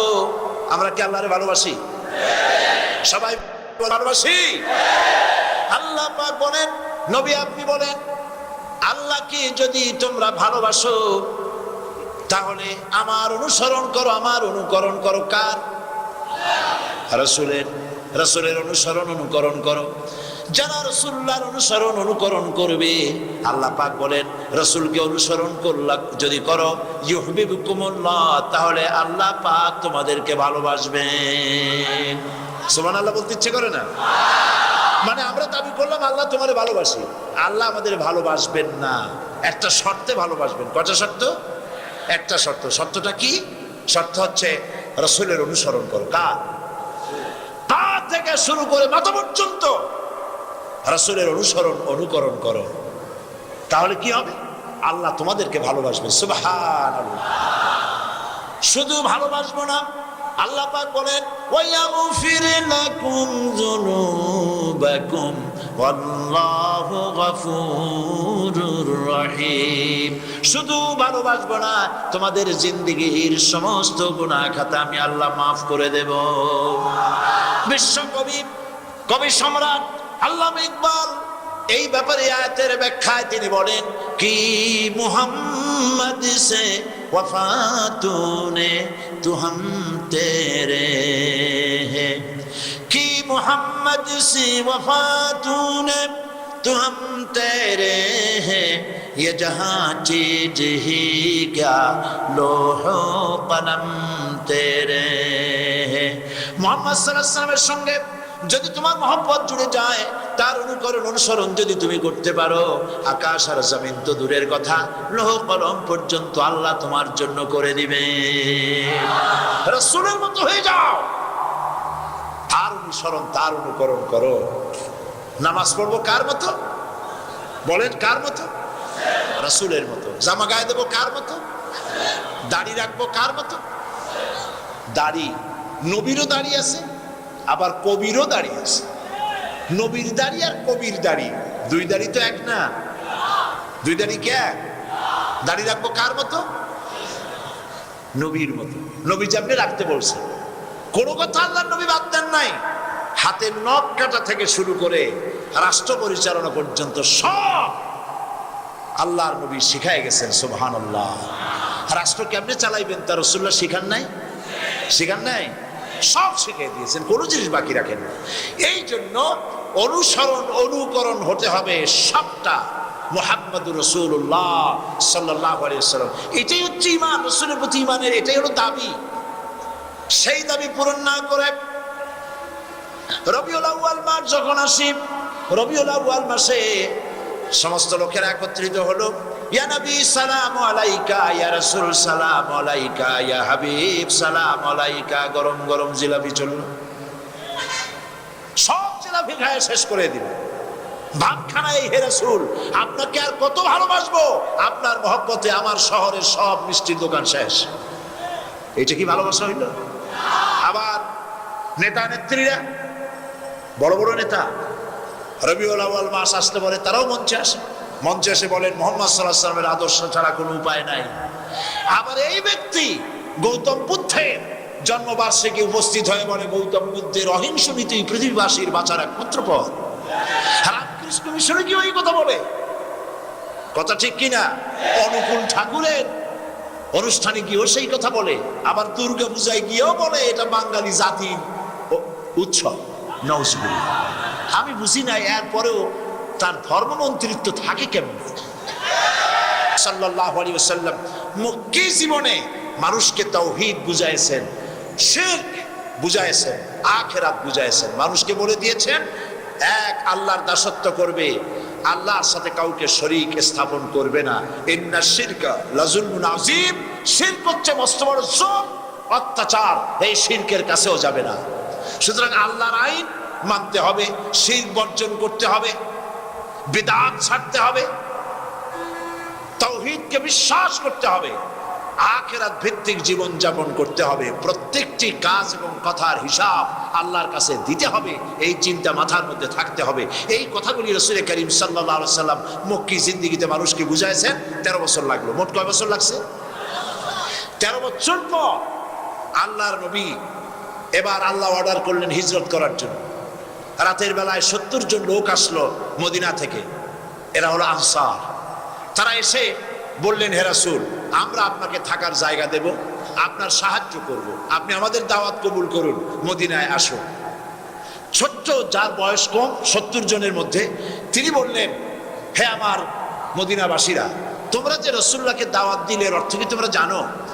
এর অর্থ হচ্ছে মুহাম্মদ সাল্লাল্লাহু আলাইহি ওয়াসাল্লামকে আশ্রয় দিলে পরে সমস্ত লোকেরা তোমাদের বিরুদ্ধে খেপে যাবে, কাফেরেরা। তারা খেপলে তাদের মোকাবেলায় মুহাম্মদ সাল্লাল্লাহু আলাইহি ওয়াসাল্লামকে ছেড়ে দিয়ে তোমরা তখন নিরাপদে থাকবে, তোমাদের জীবন বাঁচাবে। এরকম যদি হয় তাহলে মুহাম্মদ সাল্লাল্লাহু আলাইহি ওয়াসাল্লামকে দাওয়াত না দেওয়াই ভালো, বুঝে শুনে দাওয়াত দাও। এবার 70 জন লোক রাসূলুল্লাহর হস্ত মোবারক ধারণ করলেন। তারপরে তারা বললেন, আয় আল্লাহর নবী, আপনার পবিত্র হাত স্পর্শ করে আল্লাহর নামে কসম করে বলি, আপনি মদিনায় তাশরীফ নিলে পরে, আপনি আমাদের দাওয়াত কবুল করলে পরে আমরা আপনাকে আশ্রয় দেব। আপনার আমাদের জীবনে, আমাদের শরীরে এক ফোঁটা রক্ত থাকাকালীন আল্লাহর নবীর গায়ে কাউকে আমরা হাত তুলতে দিব না। রাসূলুল্লাহ দাওয়াত কবুল করলেন। এবারে 70 জনের মধ্য থেকে নেতা বললেন, ইয়া রাসূলুল্লাহ, এবার আমার একটা দাবি, মদিনাবাসীদের পক্ষ থেকে একটা দাবি। সেই দাবি হলো এই, আপনি যখন মদিনায় যাবেন, আমরা বিশ্বাস করি আপনি আল্লাহর নবী, চিরকাল আপনার এই দুর্দিন যাবে না, সুদিন নিশ্চয়ই আপনার একদিন ফিরে আসবে। সেই সুদিনে আপনি মদিনা কি ভুলে যাবেন নাকি? নবীজি বললেন, ও মদিনাবাসীরা, আমি মদিনাকে কখনো ভুলে যাব না। রাসূলুল্লাহ হিজরত করলেন, মদিনা মুনাওয়ারায় প্রবেশ করলেন। সমস্ত মুসলমান এবং অন্য জাতি লোকেরা, নারী পুরুষ, আমার বৃদ্ধ বনিতা, সব গাছে উঠেছে, ছাদে উঠেছে, পাহাড়ে উঠেছে নবীজিকে দেখার জন্য। কখন আসবেন? সময় তাদের প্রতীক্ষার শেষ হয় না। হঠাৎ করে এক ইহুদি দূর থেকে চাঁদের মতো দেখতে পেল, আর ইহুদি সর্বপ্রথম খবর দিল মুসলমানদেরকে, বড় সুন্দর চাঁদের মতো কেউ যেন আসতেছেন বলে মনে হয়। সকলে লক্ষ্য করলো আর তাকিয়ে দেখলো চাঁদের মতো উদিত হতেছে দূরের থেকে। সবাইকে উঠলো নারী পুরুষ সম্মিলিত ভাবে, তালাআল বাদরু আলাইনা, তালাআল বাদরু আলাইনা মিন সানিয়াতিল ওয়াদাই, ওয়াজাবাশ শুকরু আলাইনা মাদআ লিল্লাহি দাই। আমাদের জন্য পূর্ণিমার চাঁদ উদিত হয়েছে, আমাদের জন্য আল্লাহর শুকর আদায় করা ওয়াজিব হয়ে গেছে। এটা বলার পরে নবীজি যখন প্রবেশ করলেন, সমস্ত মানুষ তাকে আছে, চোখ কেউ ফিরাইতে পারে না। এমন সুন্দর মানুষ জীবনে তারা আর কোনোদিন দেখেনি। সব তাকায় আছে, ছোট্ট ছোট্ট বাচ্চারা চতুর্দিক থেকে নবীজিকে ঘিরে ধরে তাকিয়ে আছে হুজুরের দিকে। নবীজি তাদের মাথার উপরে হাত বুলায়ে প্রশ্ন করলেন, ও মদিনার ছেলেরা, তোমরা, আমি আমার পিতৃভূমি মাতৃভূমি মক্কা ছেড়ে তোমাদের কাছে এসেছি, তোমরা কি আমাকে ভালোবাসবে? তোমরা কি আমাকে ভালোবাসবে? বাচ্চা ছেলেরা নবীজির কথা কি বুঝলো? বাচ্চা ছেলেরা নবীর মুখের দিকে তাকায় বলে, মদিনার ছোট ছোট বাচ্চারা বলছে, ইয়া মুহাম্মদ, হে আল্লাহর রাসূল, শুধু কি ভালোবাসবো, যদি প্রয়োজন হয় বা তখন প্রয়োজন হবে আমরা মদিনার আনসারদের ছোট্ট ছোট্ট বাচ্চা ছেলে মেয়েরা, আমাদের কলিজা, আমাদের রক্ত আপনার কদম মোবারকে উৎসর্গ করে দেব। রাসূলুল্লাহ মদিনায় এসে ইসলামী স্টেট করলেন। আজ তিনি প্রেসিডেন্ট হয়ে গেলেন, মদিনায় রাষ্ট্র প্রতিষ্ঠা করলেন। আল্লাহ নবী তার প্রেসিডেন্ট হলেন, আর সংবিধান হলো কোরআন শরীফ। কোরআন দিয়া আজকে তিনি প্রেসিডেন্ট হলেন, কোরআন সংবিধান হলো। এই মদিনায় ঢোকার আগে আল্লাহ পাক তাকে একটা দোয়া শিখাইলেন। নবী, আপনি এই দোয়াটা পড়েন, রব্বি আদখিলনি মুদখালা সিদকিন ওয়া আখরিজনি মুখরাজা সিদকিন ওয়াজআলনি মিন লাদুনকা সুলতানান নাসীরা। আয় আমার রব, আমাকে সত্যের সাথে প্রবেশ করাও, সত্যের সাথে আমাকে বের করাও। ওয়াজআলনি মিন লাদুনকা সুলতানান নাসীরা, আর আল্লাহ তোমার পক্ষ থেকে আমাকে একটা সাহায্যকারী শক্তি দান করো। দুনিয়ার সমস্ত মুফাসসিরিনে কেরাম তারা সুলতানে নাসিরের অর্থ করেছে রাষ্ট্রীয় ক্ষমতা, পাওয়ার। আমাকে ক্ষমতা দাও, রাষ্ট্রীয় ক্ষমতা দাও। এই দোয়া কে শিখাচ্ছেন? বলেন, কে শিখাচ্ছেন? নবীকে শিখাচ্ছেন, রাষ্ট্রীয় ক্ষমতা দাও। সেই রাষ্ট্রের কনস্টিটিউশন কি হবে? আল কোরআন। আমাকে কোরআন শরীফ, আমাকে রাষ্ট্রীয় শক্তি দান করো। রাসূল সাল্লাল্লাহু আলাইহি ওয়াসাল্লাম প্রবেশ করলেন এবং কোরআন দিয়ে রাষ্ট্র চালালেন। ইসলাম আর রাজনীতি আলাদা কোনো জিনিস নয়। আজকে যারা বলেন ইসলামকে রাজনীতিতে ব্যবহার করতে দেওয়া হবে না, এই কথা বলার সাহস যারা করছেন, অবশ্যই আল্লাহ তাদেরকে জমিন ব্যবহার করতে দিবেন না। কারণ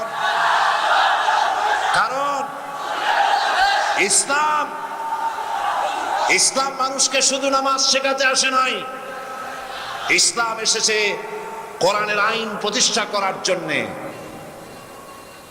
রাসূল করিম সাল্লাল্লাহু আলাইহি ওয়াসাল্লাম শুধু রাজনীতি করেছেন, আর কোন নবীরা করেননি। কি বলেন? এই কোরআন শরীফ ইউসুফ আলাইহিস সালামের কথা আছে কিনা? তিনি কি রাজনীতি করছিলেন? কোরআন শরীফ পড়েন। আমি কোরআন পড়ার জন্য সকলকে বিনীতভাবে অনুরোধ জানাই, সবাইকে জানাই, যারা ইসলাম পছন্দ হয় না, ইসলামের রাজনীতি পছন্দ হয় না, তাদেরকেও অনুরোধ জানাই, কোরআন পড়ুন, জেহেন খুলে যাবে। রবীন্দ্রনাথের বই পড়ে পড়িয়া অন্তত আর যাই হোক ইসলাম বোঝা যাবে না। ইসলাম বোঝার জন্য রসুলের কিতাব পড়তে হবে, হাদিস পড়তে হবে, আল্লাহর কিতাব পড়তে হবে, কোরআন পড়তে হবে। শান্তি নিকেতন দিয়ে ইসলাম বোঝা যাবে না। ইসলাম বোঝার জন্য মদিনা বুঝতে হবে, মদিনা বুঝতে হবে।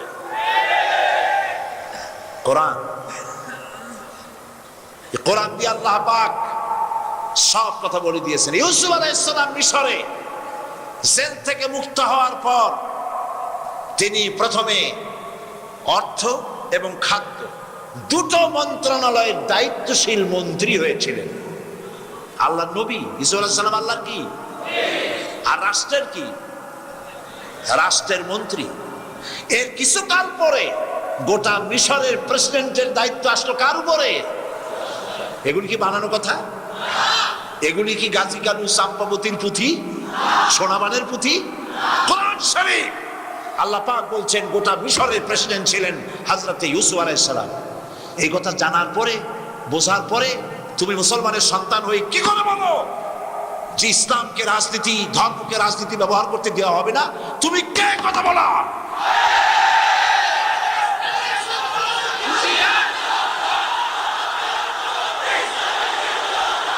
দাউদ আলাইহিস সালাম প্রেসিডেন্ট ছিলেন। সুলাইমান আলাইহিস সালাম গোটা পৃথিবীর প্রেসিডেন্ট ছিলেন। ঠিক কিনা? কোথায় আছে? কোরআন শরীফ আছে। গোটা দুনিয়ার প্রেসিডেন্ট ছিলেন সুলাইমান আলাইহিস সালাম।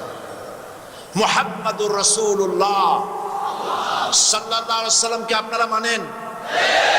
সুবহানাল্লাহ। এই প্রশ্ন তো করাই লাগতো না, তো আমি করলাম কি জন্য? এই জন্য করলাম। মুহাম্মদ সাল্লাল্লাহু আলাইহি ওয়াসাল্লামকে যারা পয়গম্বর মানে, নবী রাসূল মানে, তাহলে তিনি যা করেছেন তাও মানতে হবে। তা যদি না মানো, রবীন্দ্রনাথের গোলাম, আল্লাহর গোলাম নয়, রাসূলুল্লাহর উম্মত নয়। রাসূলুল্লাহ প্রেসিডেন্ট ছিলেন, রাষ্ট্র চালাচ্ছেন, অস্বীকার করতে পারবা? তাহলে কোন সাহসে বলো পৃথিবীর দ্বিতীয় বৃহত্তম মুসলিম দেশে দাঁড়ায়া, কোন সাহসে বলো ধর্ম আর রাজনীতি আলাদা? মুসলমান ভাইয়েরা, রাসূল প্রেসিডেন্ট ছিলেন, রিসালাতের উপর ঈমান, রিসালাতের উপর ঈমান তার অর্থ নাকি রাসূলুল্লাহ যা করেছেন তাই করতে হবে, ঠিক কিনা? বলেন সত্য কিনা? যদি নখ কাটি রসুলের মতো, দাড়ি রাখি রসুলের মতো, নামাজ পড়ি রসুলের মতো, জামা পড়ি রসুলের মতো, সব যদি রসুল্লাহর কথা মতো করি, আর হুজুর যে রাজনীতি করেছেন, অর্থনীতি দিয়েছেন, সমাজনীতি দিয়েছেন, হুজুর যে তার রাজনৈতিক জীবন ছিল সেইটা যদি বাদ দেন, তাহলে কিয়ামতে আল্লাহর কাছে জবাব দিতে পারবেন? পারবেন? রাসূল করিম সাল্লাল্লাহু আলাইহি সাল্লাম যে রাষ্ট্র তৈরি করেছিলেন সেখানে অশান্তি ছিল না শান্তি ছিল? সেখানে কি দলীয়করণ ছিল, আত্মীয়করণ ছিল, চুরি ডাকাতি ছিল, জেনা ব্যভিচার ছিল? রাসূলুল্লাহ বলেছেন খাইরুল কুরুনে কারনি, সর্বশ্রেষ্ঠ যুগ আমার যুগ। ওইরকম আর একটা যুগ আবারও হইতে পারে, পারে কিনা? পারে কিনা? আপনারা তো চান কিনা? কারা কারা চান দুহাত উঁচু করে দেখান তো। আলহামদুলিল্লাহ, হাত নামান, হাত নামান, হাত নামান, বসে।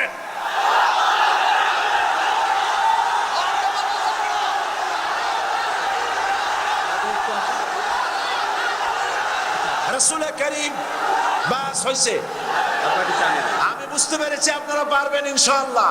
বলেন ইনশাআল্লাহ। কি বিশ্রী নগ্ন অর্ধনগ্ন ছবি দিয়ে রাস্তাঘাট ভরে ফেলা হয়েছে। যুবতী মেয়ে নিয়ে তার বাবা, বোন নিয়ে তার ভাই, রাস্তায় চলার উপায় আছে? আর কি সব আশ্চর্য নাম সিনেমা। বাবা কেন ফকির,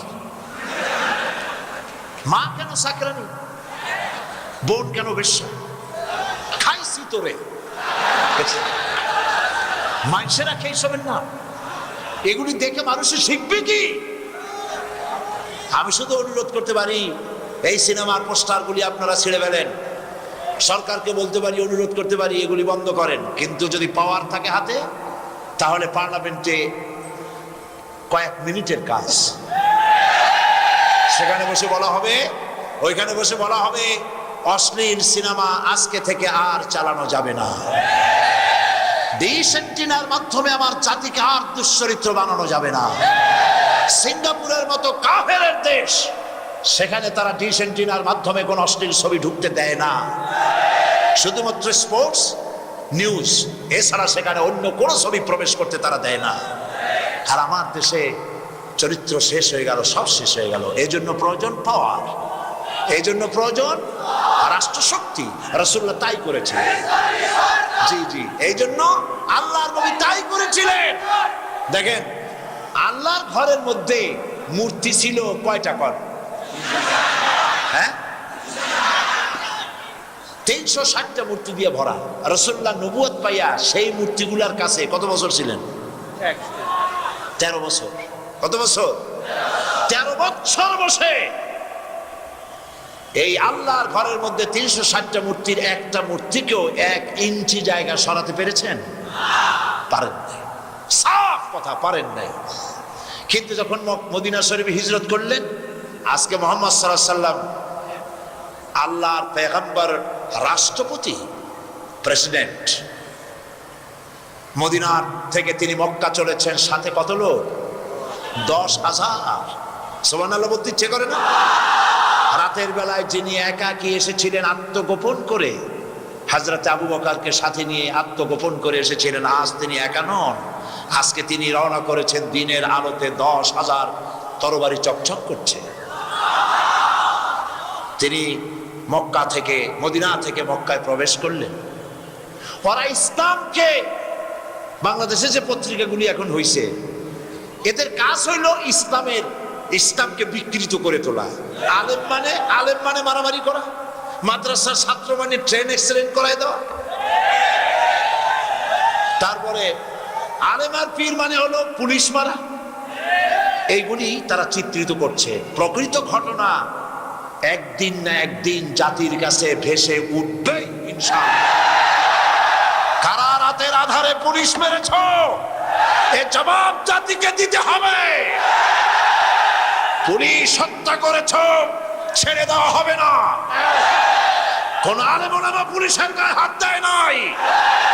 কারা দিয়েছে তা বেরোবে, আল্লাহ বের করে দেবেন। সুতরাং আজকে ইসলাম ইসলাম দুনিয়ায় শান্তি প্রতিষ্ঠার জন্য এসেছে। আলেমেরা মারামারি করে না, আলেমেরা মারামারি করে? মাদ্রাসায় যুদ্ধ হয়, অস্ত্র যেখানে, অস্ত্রের মিনি ক্যান্টনমেন্ট, সেখানে সেখানে তালাশ করতে লোক পাঠানো হয় না। আর যেখানে কিছু নাই, কোরবানি করার প্রত্যেক বছর কোরবানির জন্য ছুরি কোন মাদ্রাসায় না আছে? ওইগুলা টেলিভিশনে দেখায়, এইগুলো দিয়ে নাকি মানুষ জবাব করে। হায় রে আল্লাহ, ওয়ামাকারু ওয়ামাকারাল্লাহ ওয়াল্লাহু খায়রুল মাকিরিন। তোমাদের চাইতে আল্লাহ অনেক কুশলী, তোমাদের প্রত্যেকটি কাজের জবাব আল্লাহ নিবেন। আমরা সেই আল্লাহকে বিশ্বাস করি, আমরা তোমার ক্ষমতায় বিশ্বাস করি না। এটা কচু পাতার পানি, আজ আছে কাল নাই। আজকে পুলিশ প্রহরায়, পুলিশের সেলুট নাও, যখন মন্ত্রিত্ব থাকবে না তখন নিউ মার্কেটে গিয়ে বাজার করবা, ফেবা করবা, রিক্সায় করবা, কেউ সালামও দেবে না, তোমারে কেউ চেনে না, কেউ সালামও দিবে না। সময় আসতেছে, রাসূল করিম সাল্লাল্লাহু আলাইহি ওয়াসাল্লাম আজ 10,000 সাহাবী সঙ্গে করে নিয়ে মদিনায় চলেছেন। সুবহানাল্লাহ। হুজুর ইচ্ছে করলে এই 10,000 লোক দিয়ে সমস্ত কাফের কচু কাটা করতে পারতেন না? তোমরা কোন ইসলামের বদনাম দাও? চাকরি করে, পত্রিকায় আবার উনি লেখালেখি করেন, বেতন পাও কার? তোমার বাজানের পয়সা। এই দেশের 12 কোটি মুসলমানের রক্তার্জিত পয়সা দিয়া তোমার বউয়ের শাড়ি হয়, তোমার জামা হয়, আর ওইখানে বৈশা পত্রিকায় দালালি করো, মুসলমানদের বিরুদ্ধে লেখো, আলেমদের বিরুদ্ধে লেখো, শাইখুল হাদিসের নাম লেখো আজিজুল হক। বেয়াদব!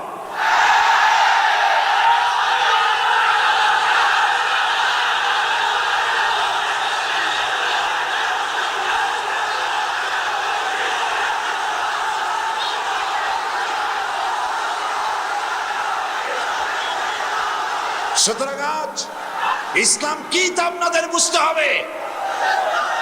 আমি বলতে চাই, যুবক ছেলেরা, ভারতের পয়সায় পরিচালিত পত্রিকা পড়ে ইসলাম সম্পর্কে খারাপ ধারণা নিও না। ওরা ভারতের বাচ্চাটা কুকুর। ইসলাম ইসলাম মানুষকে হত্যা করে না, ইসলাম মানুষকে জবাও করে না। রাসূলের আদর্শ মক্কায় প্রবেশ করেছেন 10,000 লোক নিয়ে। রাসূলুল্লাহ বলছেন, খবরদার, আমার বিনা অনুমতিতে, কান খুলে শুনুন, আমার বিনা অনুমতিতে কোনো বৃদ্ধ, কোনো অসুস্থ, কোনো নারী, কোনো শিশু এদের গায়ে হাত তুলবে না এবং কোনো ফলদার বৃক্ষ কর্তন করবে না বলেছেন বিশ্বনবী মুহাম্মদ রাসূলুল্লাহ সাল্লাল্লাহু আলাইহি ওয়াসাল্লাম। তিনি প্রবেশ করলেন হারামে, হুদুদে হারামে প্রবেশ করেছেন। সেখানে তিনি দেখতে পেলেন মানুষ সব দৌড়াইতেছে বয়স ছোটে। তাদের আগের ধারণা আছে রাজা বাদশারা কোন এলাকা দখল করলে সমানে কচু কাটা করে, নিজের দলের লোক বাদ দিয়া সবাইরে মারতে থাকে সমানে। সেই ধারণার বশবর্তী হয়ে তারা দৌড়াচ্ছে। এক বুড়ি 2-3টা বস্কা খালি দৌড়ায়, 2টা পরে 3টা উঠায়, 1টা পরে 2টা উঠায়, পরেশান হয়ে গেছে। হুজুরের দৃষ্টি আকৃষ্ট হলো সেদিকে। নবী করিম সাল্লাল্লাহু আলাইহি সাল্লাম তার কাছে গিয়ে বলছেন, মা, তুমি এভাবে পরেশান হয়ে দৌড়াচ্ছ কেন? বুড়ি বলছে, তুমি কে? তুমি আবার কারণ জিজ্ঞেস করো। তুমি জানো না আব্দুল্লাহর পুত্র মুহাম্মদ এসেছে মক্কা থেকে সাল্লাল্লাহু আলাইহি ওয়াসাল্লাম, আজ আর কাফের একটাও থবে না। হুজুর বলছেন, মা তুমি কোথায় যাবে? তো তার এলাকা সে বলল। তিনি বললেন, মা তোমার তো খুব কষ্ট হচ্ছে, তোমার বোঝাগুলি আমারে দাও, আমি তোমার গন্তব্যে পৌঁছে দিয়ে আসি। বোঝাগুলি তিনি নিলেন, এগিয়ে যেতে লাগলেন। বুড়ি তার গন্তব্যে পৌঁছবার পর বলল, এটাই আমার নিরাপদ জায়গা, এখানে রাখো। এরপরে বুড়ি তার আঁচল থেকে কয়েকটা টাকা বের করে ওই হুজুরের হাতে তুলে দিলেন, দিতে চাইলেন। হুজুর সাল্লাল্লাহু আলাইহি ওয়াসাল্লাম বললেন, আমি পয়সা নেব না। কেন নিবে না? আমি তো বিশ্বাস করতে পারি না, আমার জাতি বিনা পয়সায় কারো উপকার করে, এ কথা তো আমরা স্বপ্নেও দেখি না। তুমি পয়সা নেবে না? তুমি আমার মালগুলো নিয়ে পিছন থেকে কেটে পড়ো না, এই তো আমার কথা। তুমি পয়সা নেবে না? তুমি কে? আল্লাহর নবী বলেন, বুড়িমা যার ভয়তে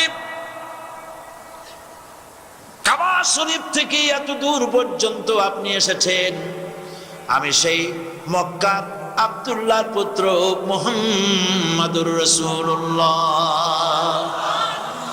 বুড়ি তখন বলল, বাবাজি তোমার নামে এত বদনাম শুনেছি, আর আমি পেরেশান হয়েছি, ভয় পেয়েছি।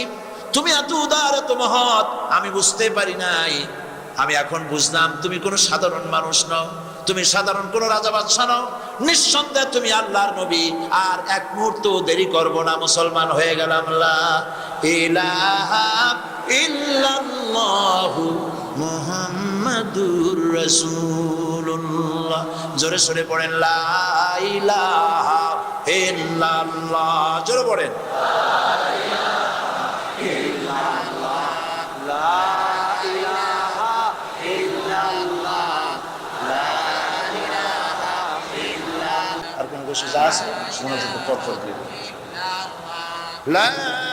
ইলাহা ইল্লাল্লাহু মুহাম্মাদুর রাসূলুল্লাহ। আমি গতকাল লক্ষ্য করেছি মোনাজাতের পর অনেক লোক চলে গেছেন, এশার নামাজে শরীক হয়েছে 1/3 মানুষ, 2/3 মানুষ চলে গেছেন। আমি খুব নারাজ হয়েছি, আল্লাহ খুব খুশি হয়েছেন বলে মনে করার কারণ নাই। কারণ নামাজ ছুঁয়ে চলে যাবেন কেন? এখানে কি উজু করার জায়গা আছে? সভাপতি সাহেব আছে? উজুর জন্য পাঠাগার জায়গা করেছে না? এইদিকে আপনাদের জায়গা আছে, ওদিকে জায়গা আছে, আপনার নামাজ না পড়ে যাবেন কেন? এত বড় জামাত কোথায় পাবেন? জামাতে নামাজ পড়ে যাবেন, আমি আশা করি জামাতে নামাজ পড়বেন। আর আগামীকাল উজু সহকারে টাইট হয়ে বসবেন যে এশার নামাজ না পড়ে যাবে না। রাজি আছেন? আল্লাহ তৌফিক দিন, চলে বলেন আমিন। আমার মোনাজাত শেষ হওয়ার সাথে সাথে আজকের তাফসীর মাহফিলের সভাপতি, ইসলামী পাঠাগারের সভাপতি জনাব ইঞ্জিনিয়ার আবুল বাশার সাহেব একটা গুরুত্বপূর্ণ ঘোষণা দিবেন। সেই ঘোষণার পরে আজান হবে বা জামাত নামাজ পড়ে যাবেন। আমি অনুরোধ করছি, জামাতে এশার নামাজ না পড়ে কেউ যাবেন না। আর সকলে বই কিতাব কিনে নিয়ে যাবেন। আগামীকাল আপনাদের মা বোনদের সাথেও টাকা করে দিয়ে দিবেন। কালকে পুরুষেরা দোকানে কেউ যাবে না, শুধু মা বোনেরা কেনাকাটা করবে, বইপত্র কিনে নিয়ে যাবে। আল্লাহ তৌফিক দান করুন, আল্লাহুম্মা আমিন। রব্বানা যালামনা আনফুসানা ওয়া ইন লাম তাগফির লানা ওয়া তারহামনা লানাকুনান্না মিনাল খাসিরিন। আয় আল্লাহ তাআলা, হাজার হাজার মুসলমান নরনারী পবিত্র জুমার রাতে কোরআন শরীফের তাফসীর করে তোমার দরবারে হাত তুলেছি। মেহেরবানি করে আলোচনার সওয়াবটুকুন জনাবে মুহাম্মদ রাসূলুল্লাহ সাল্লাল্লাহু আলাইহি সাল্লামের রূহ মুবারকে পৌঁছায় দাও। তাম পৃথিবীর উপরে, পৃথিবীর মাটির নিচে যত মুমিন মুমিনাত শুয়ে আছেন, আল্লাহ তাদের আরওয়ার পরে সওয়াব পৌঁছায় দাও। রব্বুল আলামিন, আমাদের মধ্য থেকে যাদের মা বাপ দুনিয়া থেকে বিদায় হয়ে গেছে, কবরগুলিকে জান্নাতের টুকরায় পরিণত করে দাও। রব্বির হামহুমা কামা রব্বায়ানি সগীরা। হে আল্লাহ তাআলা, तमाम পৃথিবীতে মুসলমানেরা যত জায়গায় বিপদে আছে, মুসিবতে আছে, আল্লাহ মুসলমানদের বিপদ তুমি দূর করে দাও। রব্বুল আলামিন, আমাদের দেশে বাংলাদেশি মুসলমানদের উপরে যে বিপদ মুসিবত নাজিল হয়েছে, আল্লাহ তুমি দয়া করে মুসিবত থেকে মুসলমানদের হেফাজত করো। রব্বুল আলামিন, সারা জীবন গুনাহ করেছি, ছোট বড় জেনে শুনে, না জেনে না বুঝে, শয়তানের ওয়াসওয়াসায় যত গুনাহ করেছি, দয়া করে আমাদের জিন্দেগীর গুনাহ মাফ করে দাও। রব্বুল আলামিন, ঋণগ্রস্ত ব্যক্তিদের ঋণ পরিশোধের তৌফিক দাও। অসুস্থ ব্যক্তিদের রোগ ব্যাধি মাফ করে দাও। হসপিটালে যত রোগীরা কাতরাচ্ছে, আল্লাহ তুমি রোগগুলির শেফায়ে আজেলা দিয়ে দাও। রব্বুল আলামিন, আজকে পবিত্র জুমার রাত তোমার দরবারে বিনীতভাবে ফরিয়াদ করি, আল্লাহ তুমি দয়া করে মুসলমানদের উপরে রহম করো, আলেম ওলামাদের উপরে রহম করো, মাদ্রাসার প্রতি রহম করো, মসজিদের প্রতি রহম করো, মুসলমানদের উপরে তোমার রহমতের নজর দিয়ে তাকাও। আল্লাহুম্মা ইন্না নাজআলুকা ফি নুহুরিহিম ওয়া নাউযু বিকা মিন শুরুরিহিম। আল্লাহুম্মা ইয়া মুনজিলাল কিতাব ওয়া মুজরিয়াস সাহাব সারিয়াল হিসাব ওয়া হাজিমিল আহজাব আল্লাহুম্মা হজিমহুম ওয়া জালজিলহুম وانصرنا عليهم اللهم شتت شملهم اللهم مزق جمعهم اللهم دمر ديارهم اللهم خرب بنيانهم আল্লাহ তাআলা তুমি দয়া করে মুসলমানদেরকে এক বানায়া দাও সমস্ত পৃথিবীর মুসলমানদের আল্লাহ তুমি এক বানায়া দাও নেক বানায়া দাও আমাদের বিবি বাল বাচ্চা যা দান করেছো সবগুলিকে দিনদার বানাও ঈমানদার বানাও নামাজি পরহেজগার বানায় দাও আল্লাহুম্মা লা তাদা লানা যামবান ইল্লা গফারতা ওয়ালা আইবান ইল্লা সাতারতা ওয়ালা হাম্মান ইল্লা ফাররাজতা ওয়ালা দাইনান ইল্লা কাদাইতা ওয়ালা মারিদান ইল্লা শাফাইতা ওয়ালা হাজাতাম মিন হাওয়াইজিদ দুনিয়া ওয়াল আখিরা ইল্লা কাদাইতাহা ইয়া রাব্বাল